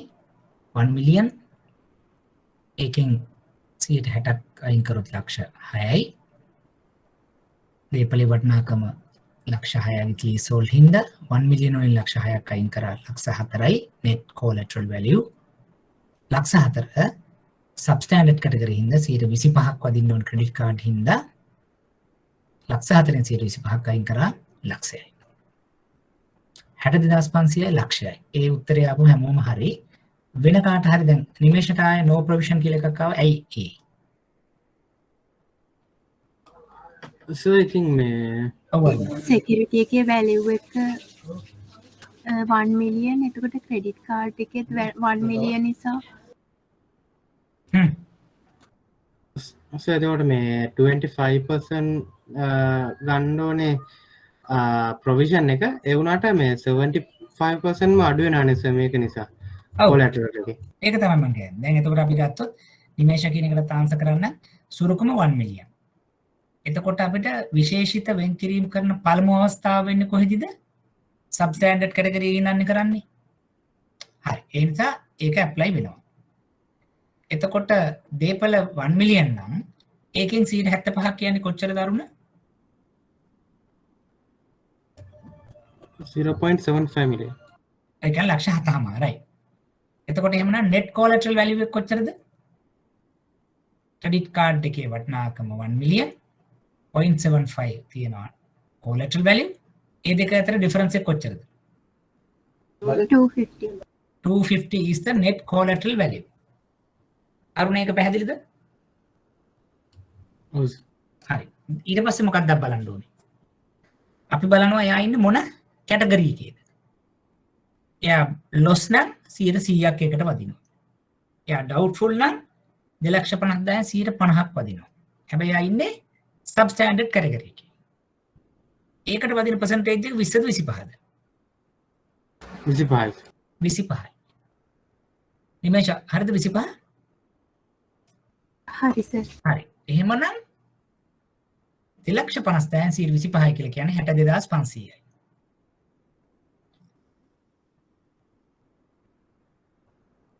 ඒක තමයි උත්තරේ.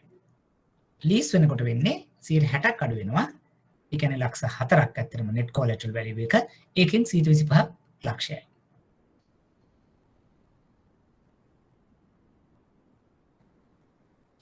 පැහැදිලි ඇති කියලා හිතනවා.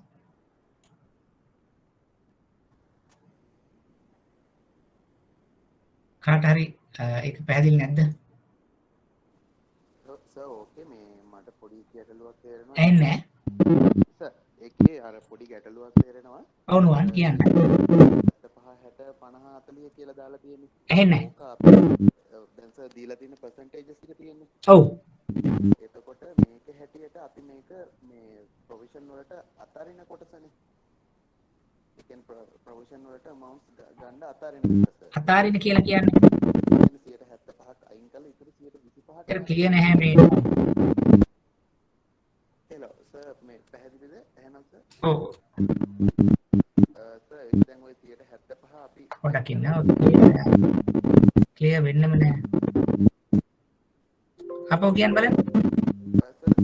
දැන් මේ අපි ඉස්ලාම් මුඩින් සින්නක් කර දෙපළක් සඳහා 175ක් කියලා තියෙන්නේ. ඔව්. එතකොට අපි බලන්නේ ඔය quarter value එකෙන් 175 අඩු කරලා ඉතුරු 125ටනේ අපි provision එක කරන්නේ නේද සර්? අන්න හරි. කියන්නේ නෑ එහෙම නෙවෙයි. ඒ කියන්නේ නෝන දැන් දීපල අපි හිතමුකෝ මිලියන 10ක් වටිනවා කියලා. එතකොට ඊට 75 තේරුම තමයි දීපලෙන් 175ක වටිනාකමක් ඔයාට ණය මුදලෙන් අඩු කරන්න පුළුවන් කියන එක තමයි කතාන්දරේ. ඔව් සර් ඒක තමයි. හරි. එතකොට සර් අපිට බැංක් වලදී එහෙම අර haircut policy එක වගේ කියනකොට සර් ඔයගේ amount අනිත් කියන්නේ percentage අනිත් පැත්තට තියෙන්නේ. අපි provision කරන්න ඕන මේ percentage එක තමයි ඒකේ තියෙන්නේ. 25%. ඔව් ඒක තමයි සර් ඔය උතන පැටලිලා ඇත්තේ. right. නමුත් දැන් අර ගොඩක් වෙලාවට මේ අපි මේ මම කියන්නේ හුඟක් වෙලා ඩිරෙක්ෂන් එකනේ බැංකුව තවත් එක ප්‍රායෝගිකකරණය කරලා තියෙන්න පුළුවන්.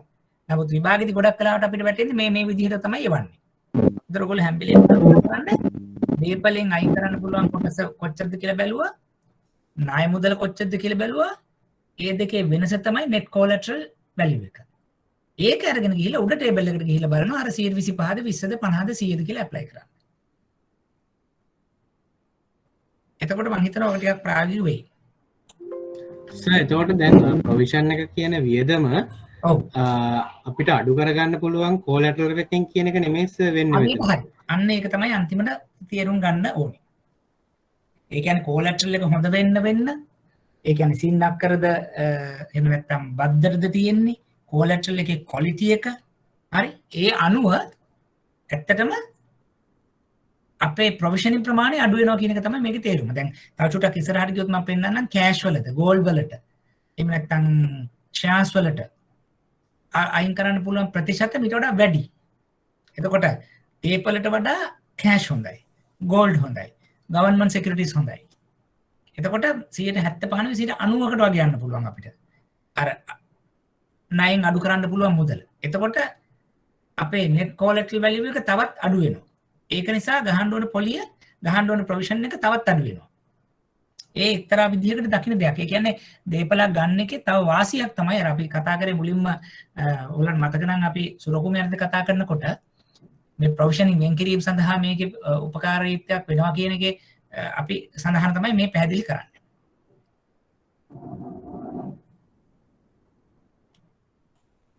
එතකොට අපි ප්‍රොවිෂන් එක බලන්න ඕනේ ඒ කොලැටරල් එකෙන් මේ ගන්න කෙනේ ඒ 75 අඩු කරලා ඉතුරු වටිනාකම තමයි 125 බලන්න. හරියට හරි. ඒ ඊළඟට ආපහු උඩ ටේබල් එකට අපි යනවා.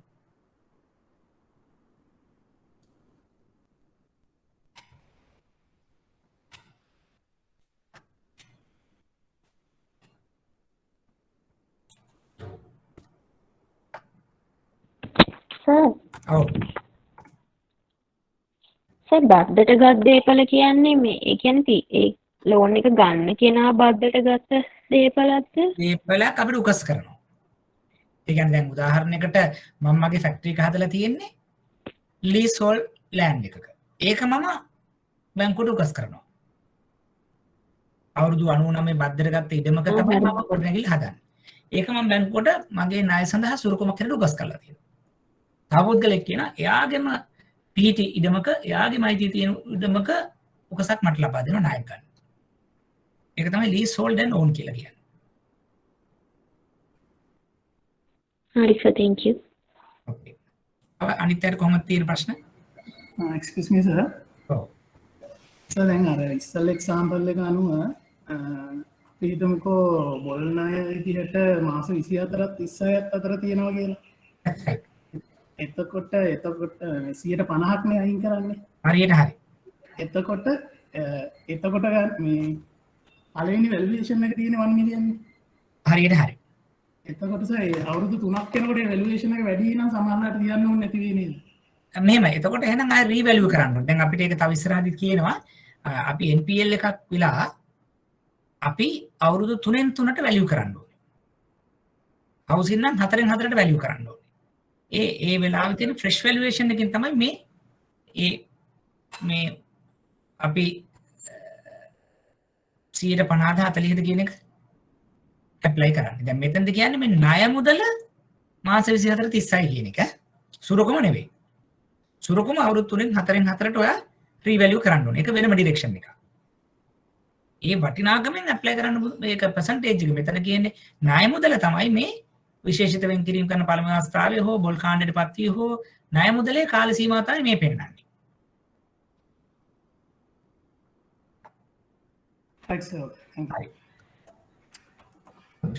එන්නම් අපි මෙන්න මේකේ අපි මේ ප්‍රශ්නේ කරමු. Term loan 5 million loss category 2436 කාණ්ඩේ ඉන්න අවස්ථාවක ස්පෙસિෆික් ප්‍රොවිෂන් එක මොකද්ද? ප්‍රොපර්ටි එක මිලියන 5ක් වටිනවලු. ඕන් ප්‍රොපර්ටි නම් කොච්චරද? ලීස් හෝල්ඩ් ප්‍රොපර්ටි නම් කොච්චරද? හදන්න බලන්න.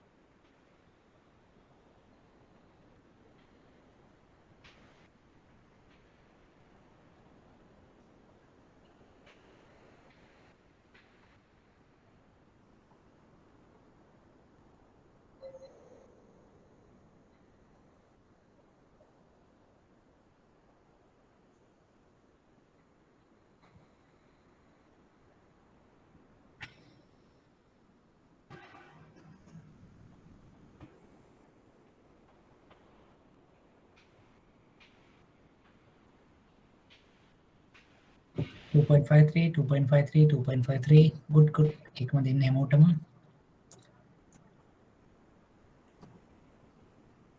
right great ඒ කියන්නේ ඔයගොල්ලෝ දැන් කාරණේ අල්ලගෙන තියෙන්නේ ඒතර ලොකු දෙයක් නෑ මුලින්ම බැලුවා අපි දීපල මොකද්ද සින්නක්තරද බදුද මොන කාණ්ඩේදී ඉන්නේ 24 36 නම් ඇප්ලයි කරන percentage එක මොකද්ද එහෙම නැත්නම් සුරුකුමෙන් අයින් කරන්න පුළුවන් percentage එක සින්නක්කර නම් එක විදිහක් බදු නම් තව විදිහක් ඊළඟට අපි යනවා නයම්දල කොච්චරද ඒ දෙක අතර ඩිෆරන්ස් එක කොච්චරද net collateral value එක අරගෙන බලනවා මොන කාණ්ඩේදී ඉන්නේ බොල්ද අවිනිශ්චිතද substandard බොල් නම් 100යි doubtful නම් 50යි substandard නම් credit card නම් 25යි අනිත් නම් 20යි that's it මම හිතන්නේ එච්චර පහසුයි ඒක මොනවා හරි ගැටලු තියෙනවද බලන්න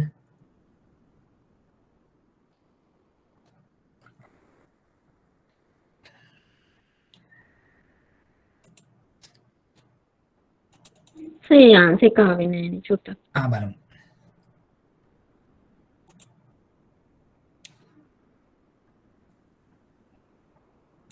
right ඔයාට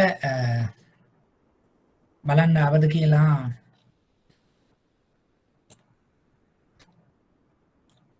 දේපල වටනාකම මිලියන 5යි. එතකොට ඕන් ප්‍රොපර්ටි 2436 නම් අපිට දාන්න ඕන percentage එක කොච්චරද?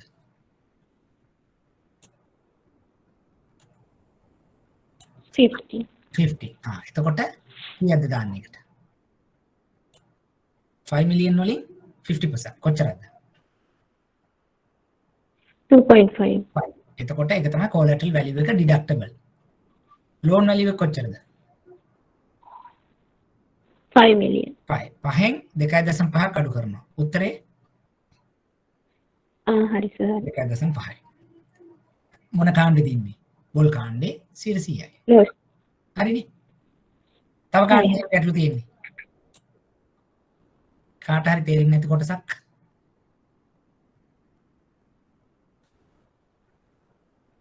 හොඳයි. එහෙනම් අපි ඊළඟ පැත්තටම වුණොත් මෙන්න මේක. දැන් මම කිව්වා දැන්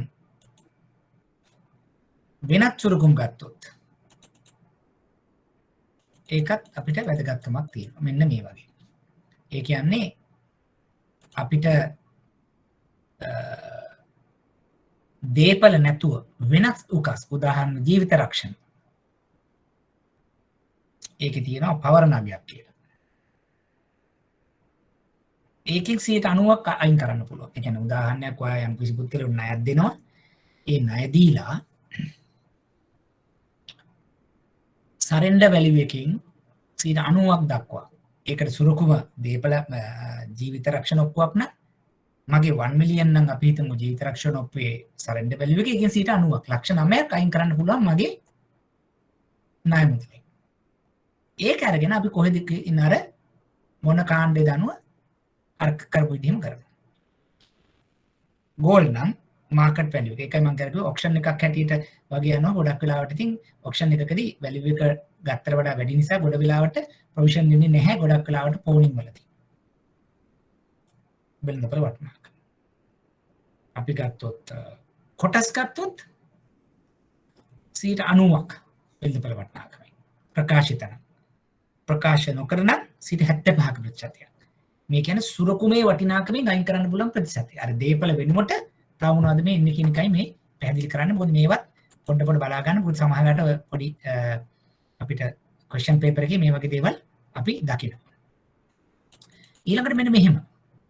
අපි හිතමු දැන් ওই දීපල ෂෙයාර්ස් ඒ වගේ මේ රත්තරන් කෑෂ් ඒ වගේ දේවල් වලට අමතරව මේ විදිහට આવොත් අපි හිතමු ඩිබෙන්චර්ස් කියලා. ඒවා වෙළඳපොළ වටිනාකම 90ක්. එහෙම නැත්නම් අපි හිතමුකෝ ඒ බැංකුවක් අවසරලා බැංකුවක් මගින් දීලා තියෙන අවස්ථා තිබ්බොත් ඒ ගැරන්ටි එකක තවත් ක්වොලිෆයි වෙනවා. ඒ කියන්නේ අපි හිතමුකෝ triple A double A අතර නම් 80%. double A A- to A+ අතර නම් 50%යි. අයින් කරන්න පුළුවන් වටිනාකම තව චුට්ටක් වෙනස් වෙනවා. ඒ කියන්නේ බැංකුවේ රේටින් එක අනුව වෙනස් වෙනවා. රජයේ මගින් ඉදිරි කරපත් බැඳුම් කරන C මොකද ඒකෙදි අවදානමක් නැහැ කියලා ඇසියුම් කරනවා. මේ කියන්නේ එක එක වර්ගයේ සුරකුම් ලබාගෙන තියෙන අවස්ථාවන් වලදී ඒ සුරකුම් සඳහා අපි අඩු කිරීම නැත්නම් වෙන් කිරීම කරන අවස්ථාවක්. පැහැදිලිද කියලා මම හිතනවා. මේ වෙච්චර අමාරු නේ. නමුත් මේක මතක තියාගන්න ඕනේ. මෙන්න මේ જાතිය සුරකුමුත් අපිට ගන්න පුළුවන්. ගත්තාම විශේෂයෙන් ඇත්තටම මේ වගේ කීපයක් තමයි අවශ්‍ය වෙන්නේ. තව එකක් මම සඳහන් කරොත් මේ ටික අපි ගිය සතියේදී කරා. අපි අපව මෙන්න මේ ඉම්පයර්මන්ට් වගේ තත්යකට අඳ ගියොත් එකක් සඳහන් කරොත් කාට හරි කියන්න පුළුවන්ද පුද්ගල ඇප ආයතනික ඇප අරගෙන තියෙනවා අපි. ඒවා සඳහා කොච්චරක් වගේ percentage එකක් අයින් කරන්න පුළුවන්ද?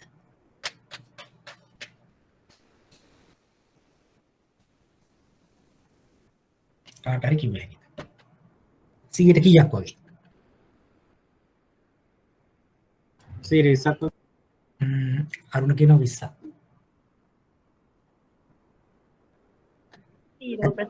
0%. අරුණ ඇත්තටම මේ පුද්ගල ඇප සඳහා වටිනාකමක් ලබා දෙන්නේ නැහැ. බිඳුවයි. ඒ වගේම තමයි තව චුට්ටක් මතක තියාගන්න. අපි හිතමු කවුරු හරි මම හිතේ මදුශංක හරි කවුරු හරි මේ ප්‍රශ්න ඇහුවා. වැලුවේෂන් එක එක්ස්පයර් වුණොත් OD වුණොත් මොකද දැන් අපි දන්නවා අවුරුදු 3ක් හෝ 4ක් ඇතුළත වැලුවේෂන් එකක් කළ යුතුයි NPL. එහෙම කරලා නැති වැලුවේෂන් තියෙනවා කියන්නකො. ඒවෙන් බින් ඔච්චර වටිනාකමක් තිබ්බත් ප්‍රොපර්ටි එක වටිනාකමක් ගන්නට බෑ. බිඳුවයි. එතකොට අපිට ගාණක් දුන්නොත් උදාහරණයක් දැන් 2021 මෙහෙම වැලුවේෂන් මෙහෙම එකක් කරලා තියෙනවා. මෙහෙම ප්‍රොවිෂන් එකක් ඔක්කොම කියලා. හැබැයි last valuation 2015 කියලා තියෙනවා. එතකොට කිසිම දෙයක් බලන්න දෙයක් නැහැ. අවුරුදු 3ට හව 4ට නිවාස නම් 4 සාමාන්‍ය නම් 3 දෙකටම වඩා එහා පැත්තෙන් අවුරුදු 5කට එහා ගිය valuation එක සුරුකුම ගැන බලන්නම දෙයක් නැහැ. බිඳුවයි. අන්න ඒ වගේ දේවල් පොඩ්ඩක් ඔළුවේ තියාගන්න. මොකද අපි තව අවුගේ ප්‍රශ්න පත්‍ර සාකච්ඡා කරද්දී මම ඔයගලන්ට ඒක පැහැදිලි කරලා පෙන්නන්න කොහේ හරි ඉදිරිය ඒ වගේ දේවල් අපිට වැදගත් වෙන්න කියලා. මොකද එහෙම එකක් හෝ දෙකක් අපිට ගණන් තියෙනවා. රයිට්. එතකොට එහෙමනම් ඒ ටික දල වශයෙන් අපි ඒක ඉවරයි. මම ඒතර කෙටියෙන් තව එකක් පැහැදිලි කරගෙනම අද දවස ඉවර කරන්න. අපි මේ ඉම්පයර්මන්ට් නැත්නම් හානිකරණය කියන එක තමයි මේ සාකච්ඡා කරන්න යන්නේ. දැන් අපි ගත්තොත් වෙන් කිරීම කියන එක කොටස් දෙකක් හැටියට බැංකුවක වෙනවා. දැන් මහ බැංකුව අනුව කාලයත් එක්ක වෙන් කිරීම කියන එක විදිහකට ආවා. ඊළඟ වෙන් කිරීම ටික අපේ ආවා. ඊළඟ වෙන් කිරීම ටික අපිට ආවා accounting principles අනුව වෙන් කිරීම තමයි මේ හානිකරණය නැත්නම් ඉම්පයර්මන්ට් කියලා කියන්නේ. දැන් ප්‍රචලිත මේක එන අවුරුද්දේ ඉඳන් අපිට ඊටාම ප්‍රමුඛව කරන්න තියෙන වෙන් කිරීම පිළිබඳ කටයුතුවත් මේක.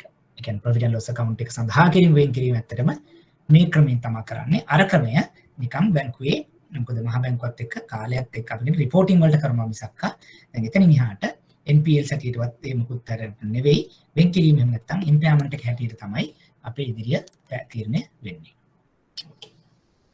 එතකොට මේකෙදි කොටස් දෙකක් තියෙනවා. ඒ කියන්නේ සාමාන්‍ය බැංකුවක හානිකරණය කොටස් දෙකකට බෙදෙනවා. එකක් තියෙනවා පුද්ගල එහෙම නැත්නම් තනි කේවල අනිත් එක සාමූහික. මම කේවල පැත්තෙන් පටන් ගන්නවා. සාමාන්‍යයෙන් අපි හිතනවා බැංකුවක් යම් ආකාරයකට මිලියන 25ක් 50ක් ඒ වගේ ණය මුදලක වටිනාකම තේරුම් අරගෙන ඒ මුදලට වඩා වැඩි පුද්ගලයන්ට දෙන ණය මුදල් ප්‍රමාණය තනිව ඉම්පයර් කරන්න ඊට වඩා අඩු ඒවා සාමූහිකව හානිකරණය කරන්නත් කියලා අපි තීරණය කරනවා කියලා කියනවා. එතකොට දැන් අපි හිතමු මේ තනිව කරන්න ගියොත් අපිට වෙන්නේ අපි බලනවා යම් කිසි පුද්ගලයෙකුට ලබා දුන්නාම ණය මුදල ඒ ණය මුදල ආපසු අය කර ගැනීමේ නොහැකියාවක් විද්‍යාමාන වෙනවා නම් අන්න අපි කියනවා එහෙනම් ඉම්පයර්මන්ට් සඳහා සලකා බැලිය යුතුයි. උදාහරණ වෙළඳපළ තත්ත්වයන්, පාරිසරික තත්ත්වයන්, රාජ්‍ය මොන හරි දේවල්, පාරිභෝගිකයාගේ එහෙම නැත්නම් ව්‍යාපාරයේ තුල සිදුවන සිදුවීම්, එහෙම නැත්නම් ලෝකයේ තියෙන සිදුවීම් නිසා අපිට තේරෙනවා මේ ගන්න ණය මුදල ඉස්සරහට නිසි පරිදි ගෙවන්න බැරි වෙයි. එහෙමනම් මෙයා ඉම්පෙයාර් කරන්න ඕනේ කියලා මම තීරණය කරනවා.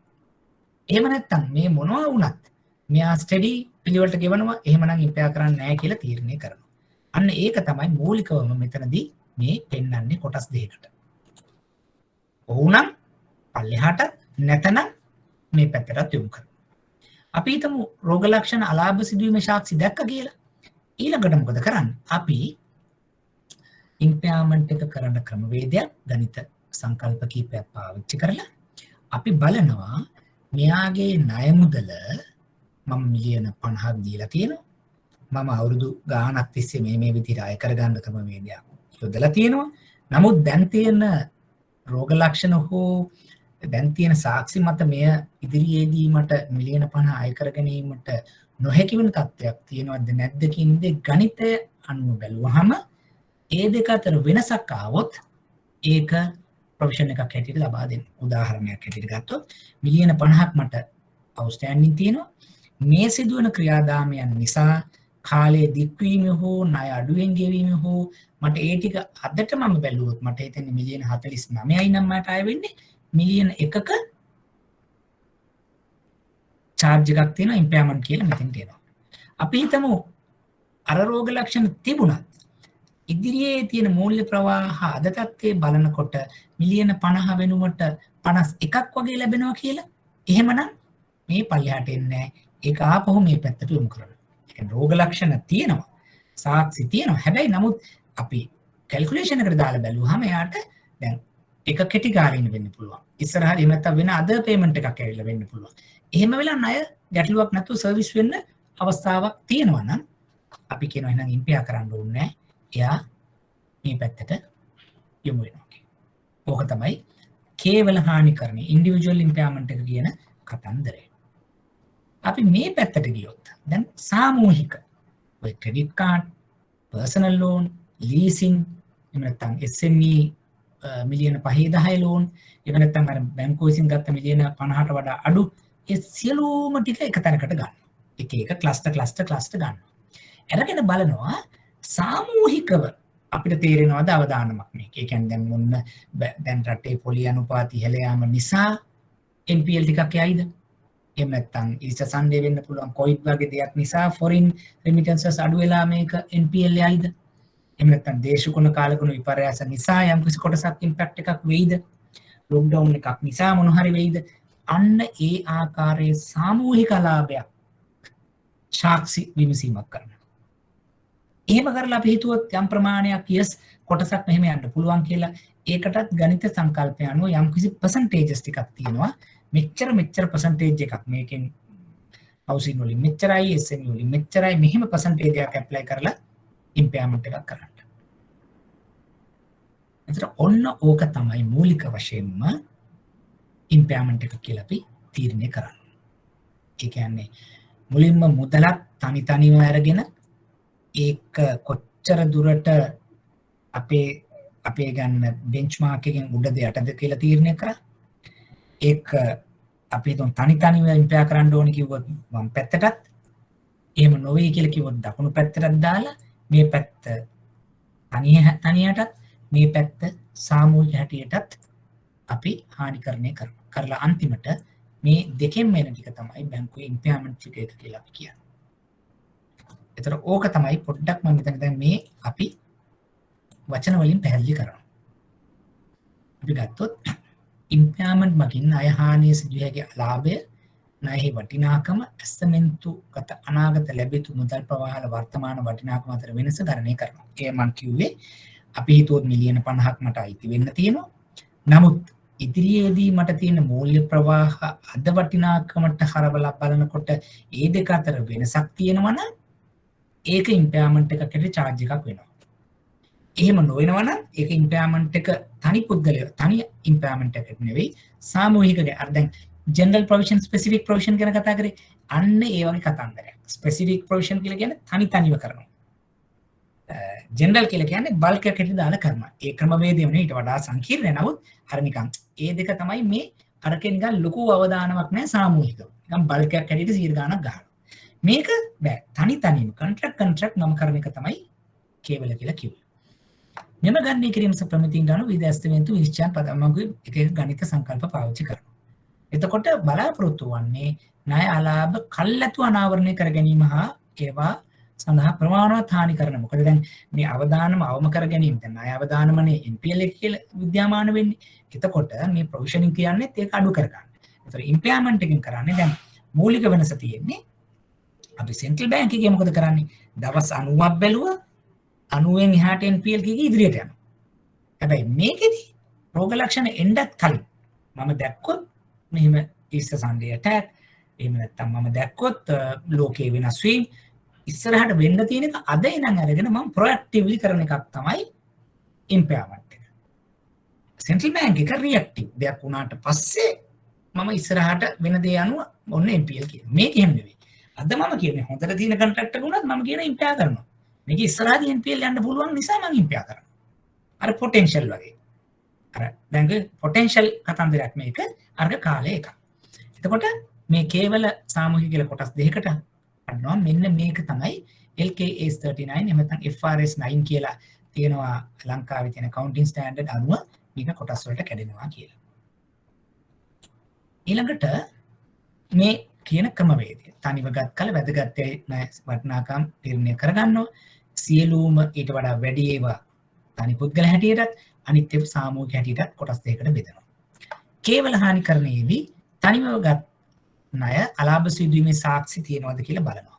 එතකොට ගැනුම්කරුගේ අභ්‍යන්තර තත්ත්ව, බාහිර පරිසර තත්ත්ව, සුරුකුමේ වටිනාකම වගේ දේවල් සලකලා බලලා තමයි මේ සාක්ෂි මෙහෙම දෙයක් වෙනවද නැද්ද කියලා තීරණය කරන්නේ.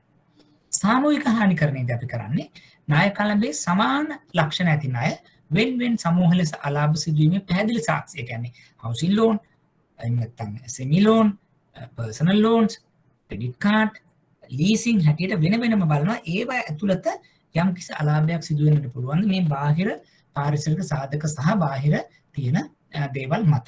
එහෙමනම් ඒකත් සාමූහික වර්ගීකරණයේ පැත්තට යනවා. කේවල පැත්තේ දැන් මම කිව්වා තනි තනියම සලකා බලනවා. මෙම වෙන් කිරීම ගණනය කිරීම සඳහා උපයෝගී කරගන්නවා. හානිකරණ ක්‍රියාවලිය මේ විදිහට සලකා බැලීමක් කරනවා. එතකොට තනි තනිව ගත්තා නම් අර මම කිව්වා වගේ කේවල හානිකරණයේදී ණය වටිනාකම් ඇස්තමෙන්තු අනාගත ලැබෙතුම ප්‍රවාහ අතර වැඩි නම් ගණනය කිරීම අවසන් කරනවා මෙච්චර කියලා දාලා. එහෙමනම් එතකොට අපි හිතමුකෝ අනාගතයේදී අපිට ලැබෙන්න තියෙන ප්‍රමාණය අඩුයි නම් ඒක මෙන්න මෙච්චරයි කියලා ප්‍රොවිෂන් එකක් හැටියට දානවා. එහෙමනම් අනාගතයේ හම්බෙන්න තියෙන ප්‍රමාණය වැඩි නම් අදට වඩා ඒක සාමූහික හානිකරණයට දානවා. මොකද එතන ලොකු ඉම්පැක්ට් එකක් අපිට එන්නේ නැහැ කියලා. එතකොට ඕ ටික තමයි මූලික වශයෙන්ම අපි මේ ණය හානිකරණය කියලා සඳහන් කරන්නේ. එතකොට දැන් මේක ගත්තොත් ටිකක් මේ ඊටාම කෙටියෙන් පැහැදිලි කරේ. මොකද සාමාන්‍යයෙන් අපිට දීර්ඝව කරන්න අවස්ථාවක් කියන්නේ නැහැ කියන එක සහ අපිට දැනට සාමාන්‍යයෙන් විභාගෙදී ඊටාම කලාතුරකින් තමයි මේ වගේ ඔය දැන් මම කියන කාරණා ටික හොඳටම ප්‍රමාණවත් සාමාන්‍යයෙන් අපිට ගිණුම් හානිකරණය ගැන උත්තරයක් දෙන්න. හැබැයි එන අවුරුද්දෙන් පස්සේ මම හිතනවා අපිට NPL ඩිරෙක්ෂන්ස් එක අයින් වෙලා ඉම්පයර්මන්ට් එකට ආවොත් මේකට වැඩිපුර වේට් එකක් අපිට එන්න ඉඩකඩ තියෙයි. දැනට ඇත්තටම පහුගිය අවුරුදු මම හිතන්නේ අවුරුදු 7ට විතර වගේම ප්‍රශ්නයක් එකක් හෝ දෙකක් වගේ ඒත් ලකුණු 5ක වගේ කෙටි ප්‍රශ්නයකට ඇවිල්ලා තියෙන්නේ හානිකරණය පිළිබඳව. කෝකටත් ඒ ප්‍රශ්නෙත් අපි සාකච්ඡා කරලා මුල් දවසක මේ අර ග්‍රාෆ් එක වගේ අර ටේබල් එක වගේ එක පොඩ්ඩක් ඔයගොල්ලෝ මතක තියාගත්තා නම් අපිට ඒක ප්‍රමාණවත්. ඒක අද ගන්න පුළුවන්කම තිබ්බොත් අපිට හොඳටම ඇති මේ ණය හානිකරණය සම්බන්ධයෙන් වෙන කෙටි ප්‍රශ්නයක් සඳහා. right. එතකොට අද මූලික වශයෙන්ම මම සාකච්ඡා කරන්න බලාපොරොත්තු වෙන්නේ මහ බැංකුවෙන් අපිට යෝජනා කරලා තියෙන ණය සම්බන්ධයෙන් තියෙන ඩිරෙක්ෂන්ස් එහෙම නැත්නම් නිර්දේශ යාමනයන්. ඒතර අපිට ඒක ඉවර කරලා කියන්නේ අපිට දැන් කොටස් තුනක් අපි සම්පූර්ණ කරලා ඉවරයි. section 1, section 2, section 3. section 4 එක තමයි ඊළඟට අපිට කරන්න තියෙන්නේ. එතනදී මූලික වශයෙන් අපිට කරන්න තියෙන දෙයක් තමයි ණය අය කර ගැනීම. එහෙම නැත්නම් බාසල් සම්මුතිය.